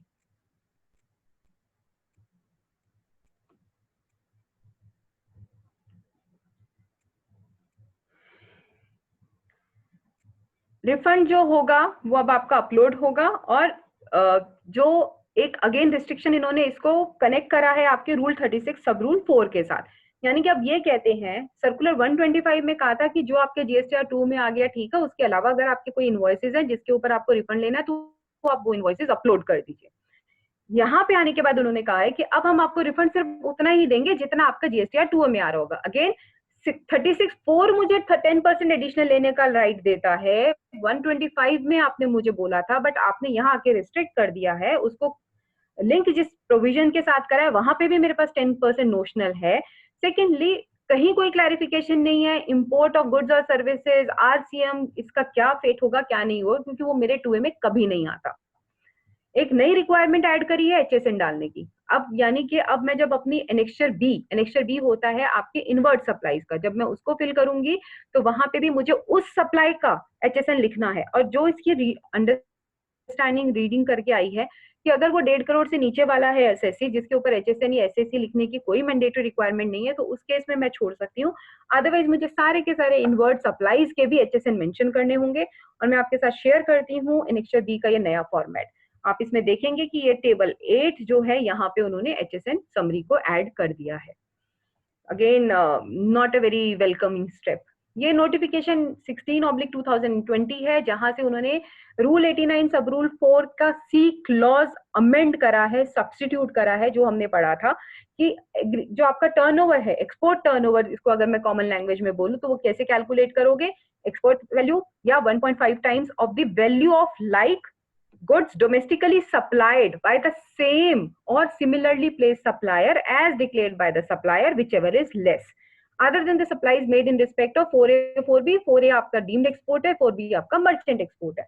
तो मेरा जो नॉर्मल जीरो रेटेड सप्लाईज है उसकी उन्होंने यहाँ पे जो है टर्नओवर कैसे कैलकुलेट करोगे, यानी अब मेरा न्यूमरेटर चेंज हो गया है। तो अब न्यूमरेटर के अंदर जहां पहले एग्जाम्पल में हमने देखा 95 आना था, जब आप न्यूमरेटर को छोटा कर दोगे तो ऑब्वियसली मेरा रिफंड जो है वो उतने अमाउंट से हैम्पर हो जाएगा, मुझे कम रिफंड मिलेगा। तो again not a welcoming step and not inconsistent with the intention of the law at all. नया रूल इंसर्ट करा है इसी नोटिफिकेशन से। अभी तक हमने देखा था एक्सपोर्ट का मतलब होता था गुड्स इंडिया से बाहर भेजना, सर्विसेज का मतलब होता था, उन्होंने 5 कंडीशन दी थी, रिसिपेंट कहाँ होगा, लोकेशन ऑफ द सप्लायर कहाँ होगा, सर्विसेज कहाँ परफॉर्म होंगी, और जो है वो फॉरेन कन्वर्टेबल करेंसी मेरे पास आ जानी चाहिए, या फिर मेरे पास उनकी एग्जेम्पशन हो under FEMA notification by RBI, जहां पे मुझे INR लेना अलाउड है। अब उन्होंने एक नई कंडीशन जो है वो गुड्स में भी लगा दी है कि अब आपने गुड्स एक्सपोर्ट कर दिए, मान लिया, लेकिन अब उनके भी रेमिटेंस आपको आना चाहिए, जो कि फेमा के अंदर एक इंपॉर्टेंट गाइडलाइन है, लेकिन जीएसटी में नहीं था। बिना लॉ को अमेंड करे सिर्फ उन्होंने एक इंसर्ट करा है नया रूल। तो जीएसटी बहुत ही अलग तरीके से काम करता है, एक लॉ है, एक जीएसटी रूल्स है, उसके बाद आपका ट्विटर है, पोर्टल है, व्हाट्सएप है, इन सब तरीकों से आपका जीएसटी चलता है, और नोटिफिकेशन बाद में आती है, ट्विटर पे पहले आता है। So I don't know what is the new scenario of this artificial intelligence enabled GST, but yes, उन्होंने लॉ में चेंज नहीं करा है, और बिना लॉ में एक्सपोर्ट की डेफिनेशन को चेंज करे 96B को इंसर्ट करना, आप सब मानेंगे मेरी बात को कि it's not a good provision to do so, because it is again challengeable. आपको लॉ पहले अमेंड करना पड़ेगा। तो अब ये कहता है कि अब अगर आपकी उस टाइमलाइन, जो फेमा में टाइमलाइन है, जो कि अभी मैंने कोविड को देखते हुए जुलाई 2020 के लिए अब तक की, मतलब जुलाई 2020 तक के सारे एक्सपोर्ट के लिए हमने 15 महीने करी है, अदरवाइज फेमा के अंदर वो टाइमलाइन 9 महीने की है। अगर आपका उसी टाइम पीरियड के अंदर अंदर नहीं आता, और अगर हमने आपको रिफंड दे दिया, क्योंकि प्रोविजनल का है हमारे पास राइट, तो हमने आपको रिफंड दे दिया, तो वो रिफंड हम आपसे वापस लेंगे, विद इंटरेस्ट के साथ लेंगे, और आपके ऊपर सेक्शन 73, 74 का इन्वोकेशन करेंगे डिपेंडिंग अपॉन योर केस, और मान लिया जाएगा कि ये एरएनएस रिफंड है, और जो प्रोविजन 73, 74 में एरएनएस रिफंड के ऊपर एप्लीकेबल होते हैं वही आपके ऊपर एप्लीकेबल होंगे, और आपको इंटरेस्ट एज पर सेक्शन 50 देना होगा। ठीक है, उन्होंने एक और रिलीफ दिया है कि ठीक है, उसके बाद आपके पास एक्सपोर्ट प्रोसीड्स आ जाते हैं, आप आने के विद इन 3 मंथ्स वापस अप्लाई कीजिए, हम आपको आपका जितना, अगर सारा पैसा आया तो सारा रिफंड दे देंगे, प्रोपोर्शनेट अमाउंट आया तो हम आपको उसका प्रोपोर्शन आपको रिफंड अलाउ कर देंगे, बट इंटरेस्ट माइंडेड इंटरेस्ट आपकी कॉस्ट बनने वाला है। So again a very stringent provision which is not in sync with the law. ये अंडरटेकिंग अब आपको देनी होगी, अगेन अ न्यू अंडरटेकिंग, जो भी अब आपके 23 मार्च के बाद आपके रिफंड एप्लीकेशन जाएंगे उनके ऊपर एप्लीकेबल होगा। तो ये कुछ चेंजेस थे। नोटिफिकेशन नंबर 22 हमने डिस्कस कर ही दिया। आई थिंक मैंने कोशिश करी है कि मैं टाइम फ्रेम के अंदर अंदर रहते हुए इसको कंप्लीट करूं, and I hope you all must have enjoyed. In case there is some query or any clarification that need to be answered, I'm here. So I'll be opening the house for the queries, and I'll just read out the queries which are already been posted over here. So one by one I'll start. We are listening supplies. Okay, this is from Rams, RAMS. It is written as this only. क्या है इनकी query? Supplies to SEZ unit submitted refund application within 2 years timeline limit. Deficiency memo issued and new refund application filed by making deficiencies good. Again, deficiency memo is issued on the new ground. Again, new application submitted, but now SCN received that. Sir, आप इसमें circular 125 का हवाला लेते हुए आपकी query के अंदर पहली बात तो एक से दूसरा डेफिशिएंसी मेमो नहीं आ सकता, और बड़ा वेग आता है। मुझे भी पता है, सिर्फ ये लिखा होता है सपोर्टिंग डॉक्यूमेंट्स नॉट अपलोडेड। तो इन दैट केस अगर आपका भी कुछ ऐसा है और दूसरा डेफिशिएंसी मेमो आया है, तो पहले डेफिशिएंसी मेमो भी आप देख सकते हैं। अगर वो बियॉन्ड 15 डेज है तो आप उसको चैलेंज कर सकते हैं, आप उसके रिप्लाई में लिख सकते हैं कि दिस इज अल्ट्रा वायरस, और आप उसको जो आपकी ओरिजिनल टाइमलाइन है एप्लीकेशन की, आपको उसको कंसिडर करा जाए। So this can be taken care of. Please share the contact details for question, answer, and consultation. I think you can contact CA Forum for both those things, and I'm available with CA Forum. आपका जो भी queries हैं, जिस mail से आपके पास में link share हुआ है, आप वहाँ पे अपनी क्वेरीज पोस्ट कर सकते हैं। आपको अगर कुछ मीटिंग की जरूरत है, कुछ भी है, आप CA Forum पे या मनोज सर को आप कांटेक्ट कर सकते हैं। We will be available for you. In case of inverted duty structure, refund applied but invoice not shown in GSTR 2A, then what to do? Sir, 2A वाला provision जो है वो 36(4) के साथ है। 36(4) अपने आप में बड़ा बैड इन लॉ है, क्योंकि 43A जो है वो अभी तक नोटिफाई नहीं हुआ, यानी कि मैचिंग प्रिंसिपल नहीं है। तो आप इसके ऊपर बहुत अच्छे से ग्राउंड ले सकते हैं। अगर आपको फर्स्ट लेवल ऑफ एजुकेशन से रिफंड रिजेक्ट भी हो जाता है, तो बस खाली थोड़ा सा पेशेंस रखिए, क्योंकि अभी इसका ट्रिब्यूनल जो है वो बना नहीं है। आपकी अपील जो है वो ऑनलाइन रिफंड की शुरू नहीं हुई है। But yes, it is well challengeable provision. 2A is not a mandatory thing. अगर आप देखेंगे तो अक्टूबर 2018 में जीएसटी काउंसिल ने खुद से अनाउंस करा था जो जीएसटीआर 2A है वो एक समरी शीट है और ये स्टैटिक नहीं है, ये एक बड़ा जिसको बोलते हैं चेंजिंग होने वाला डॉक्यूमेंट है। तो और आज की डेट में जब मेरे पास मैचिंग प्रोविजन नहीं है तो सिर्फ आप 2A का हवाला लेते हुए आप स्ट्रिंजेंट प्रोविजंस नहीं कर सकते। सुप्रीम कोर्ट की बहुत सारी जजमेंट्स है जहां लिखा हुआ है प्रोसीजरल लैप्स की वजह से आपके सब्सटैंटिव बेनिफिट को डिनाई नहीं किया जा सकता। As real estate developer, sorry आपका क्वेश्चन ऊपर चला गया है।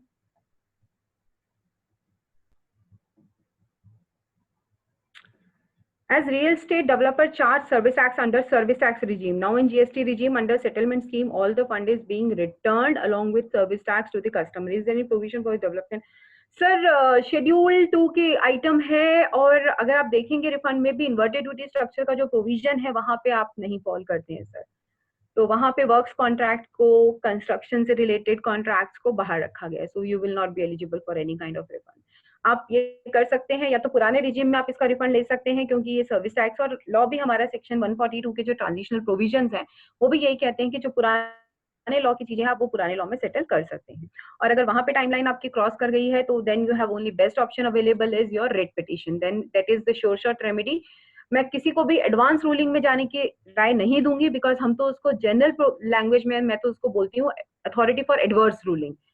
तो अगर किसी को कोई क्वेरी है, कोई लगता है कि उनको कहीं एडवांस रूलिंग की जरूरत है तो my humble submission is kindly opt for writ petition, that will be a more beneficial for you and your SSC rather than going for an double AR because that's 100% authority for adverse ruling. Okay, so next question.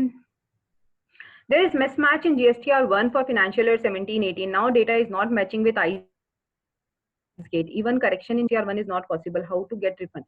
Sir मैंने जो आपको circular बोला है mister Nitin Kumar, मैंने जो भी आपको आज सर्कुलर 22/2020 बताया है, इसका फर्स्ट सर्कुलर क्योंकि आपका टाइम पीरियड 17-18 का है और मैं एज्यूम कर रही हूँ ये 31 दिसंबर 17 से पहले का है या उस टाइम का है।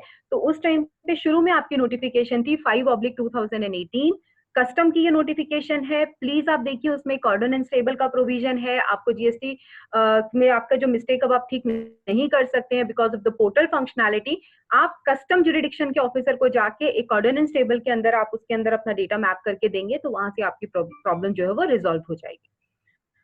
Service supplies to SEZ supplied, ये हम कर चुके हैं question. What all documents to be uploaded while filing refund application? Sir मैंने इसमें पीपीटी में भी आपके साथ शेयर करा है। सर्कुलर 129 125 के अंदर पूरी डॉक्यूमेंट्स की लिस्ट है। अनेक्शर बी आपका इनवर्ड सप्लाईज होता है, आउटवर्ड सप्लाईज की डिटेल होती है, कुछ आपकी अंडरटेकिंग्स हैं। रूल 89 सब रूल 2 के अंदर जो प्रिस्क्राइब है वही आपकी नोटिफिकेशन सर्कुलर नंबर 125 में प्रिस्क्राइब है। तो kindly refer circular number 125 please. नाम नहीं आ रहा है, 1+6T का ये सवाल था। सौरभ गुप्ता का कुछ सवाल था जहां पे उन्होंने मुझसे सर्कुलर 131 शेयर करा था। So mister Saurabh Gupta, I would request you if you have any query you can please put it over here so that I can see and if I am able to resolve that I love to do so. how can we have this PPT? Okay, I'll share to sir Ashish sir and I think वो सबको share कर देंगे CA forum से। तो आप PPT के लिए बिल्कुल चिंता मत करिए, आपको बिल्कुल ये PPT मिल जाएगी। Can we apply refund application for the same month again if there is any error earlier? Sir आपका अगर एरर हो गया है तो फिर आपके पास बेस्ट रिकॉर्ड्स है कि आप पहले उसको रिजेक्ट कराइए, मतलब यानी रिजेक्ट नहीं, डेफिशिएंसी मेमो इशू कराइए। जब डेफिशिएंसी मेमो आएगा आपको उस टाइम पीरियड का तब आप वो एप्लीकेशन दोबारा फाइल कर सकते हैं। अदरवाइज आपको सेम पीरियड में 2 एप्लीकेशन मतलब दोबारा आप सेम कैटेगरी के लिए नहीं फाइल कर सकते, पोर्टल आपको अलाउ नहीं करता। ये रजत कुमार इन कंपनी का सवाल था। आप सेम पीरियड के लिए जब तक डीडीएम नहीं इशू कराएंगे आप दोबारा एप्लीकेशन अपनी करेक्ट करके नहीं फाइल कर पाएंगे। सो इसीलिए मैंने बोला अगर कुछ भी गलती हो जाती है, रिफंड एप्लीकेशन फाइल होती है, उसके बाद आपका जुरिडिक्शन ऑफिसर असाइन होता है तो प्लीज प्लीज प्लीज उससे जाके मिलिए ताकि आपकी बहुत सारी क्वेरीज वहीं पे सॉल्व हो जाएगी। और हम सब जानते हैं, हम सब प्रोफेशनल्स हैं, हम सब जानते हैं कि डिपार्टमेंट कैसे काम करता है। So I think to expedite your refund this is the best policy to go and meet your officer.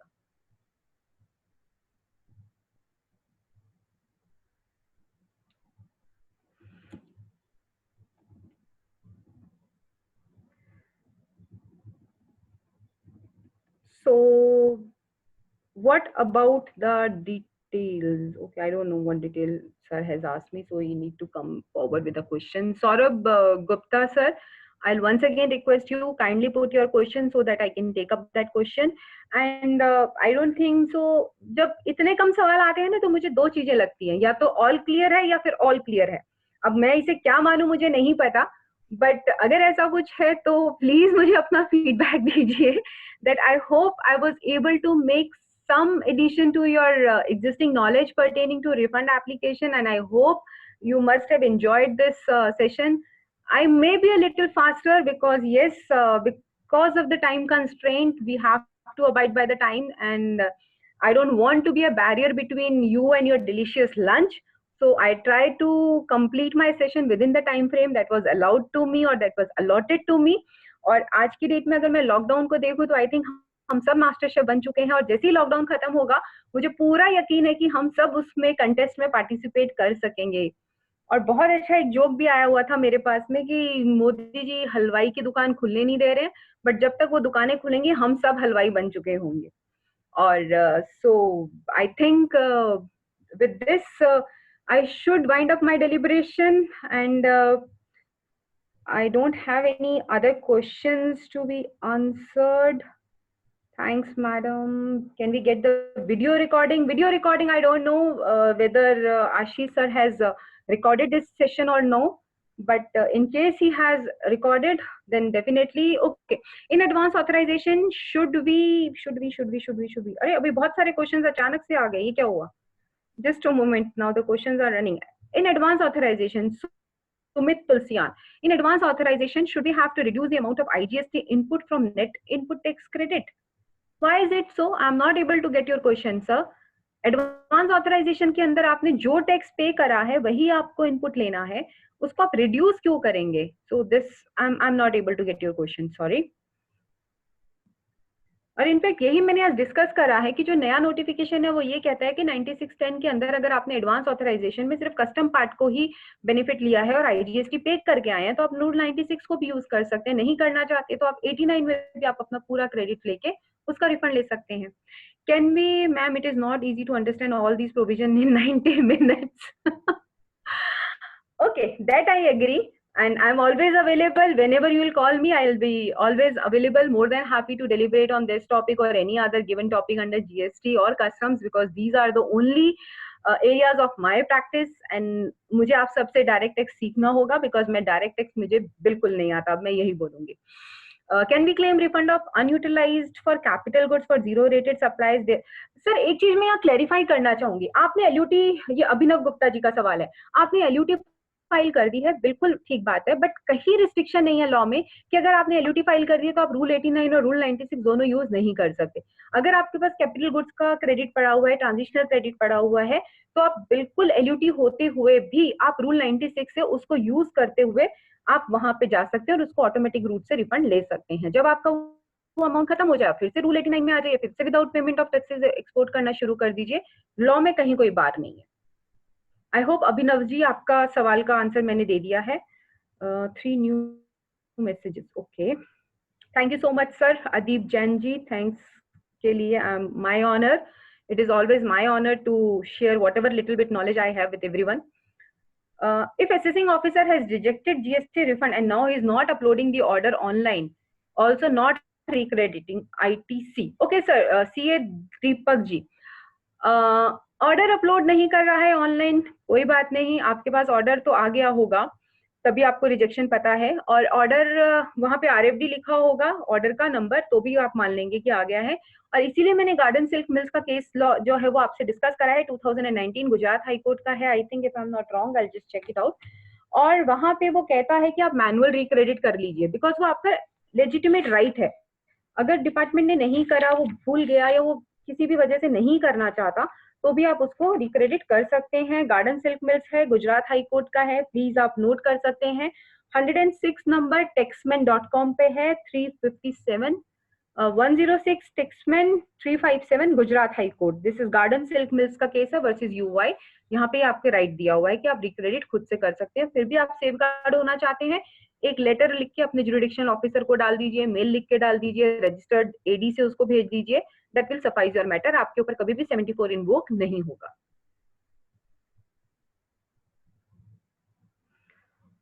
Service invoices endorsed by SEZ officer is challenged by SCN that it is not endorsed by authorized SEZ. Ram sir, जिस आपका ये जो सवाल है, SEZ officer service का endorse कर ही नहीं सकता सर. जिस भी स्टेट में है, इंटरनल सर्कुलर है हर स्टेट का कि सर्विस के केस में कोई भी ऑफिसर उसको इंडोर्स नहीं कर सकता, वो सेल्फ इंडोर्स होगा. जिस SEZ ने वो आपसे सर्विसेज रिसीव करी है वही इंडोर्स करके देगा और वही अपने पोर्टल पे उसकी डिटेल अपलोड करेगा अपने SEZ पोर्टल पे. तो ये आप उसको बोल सकते हैं. और अगर आपके पास उसने अगर ऑफिसर ने करके दिए हैं तो वो कैसे चैलेंज कर सकता है, उस पर स्टैंप और साइन हुआ होगा.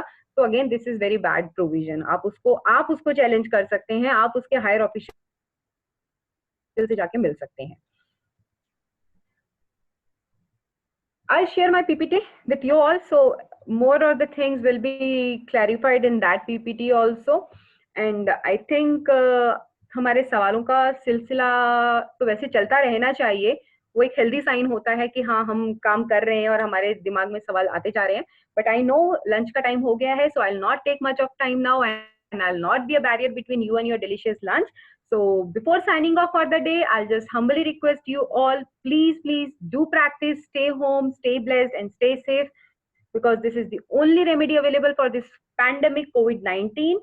So till we meet again, once again, thank you so much for CA Forum. Thank you so much जिसको Patawari sir, and I think I am really obliged and honored कि आपने मुझे ये पहला सेशन लेने के लिए दिया, Manoj sir. And Manoj sir has been a mentor for me because after clearing my CA I have joined him, so I hold utmost respect for him. So once again, thank you Manoj sir. Once again, thank you Ashish sir for all the help and support. And once again, thank you to all the participants for being such a wonderful participants today and such a wonderful attendees today. So with this, I'll sign off for the day.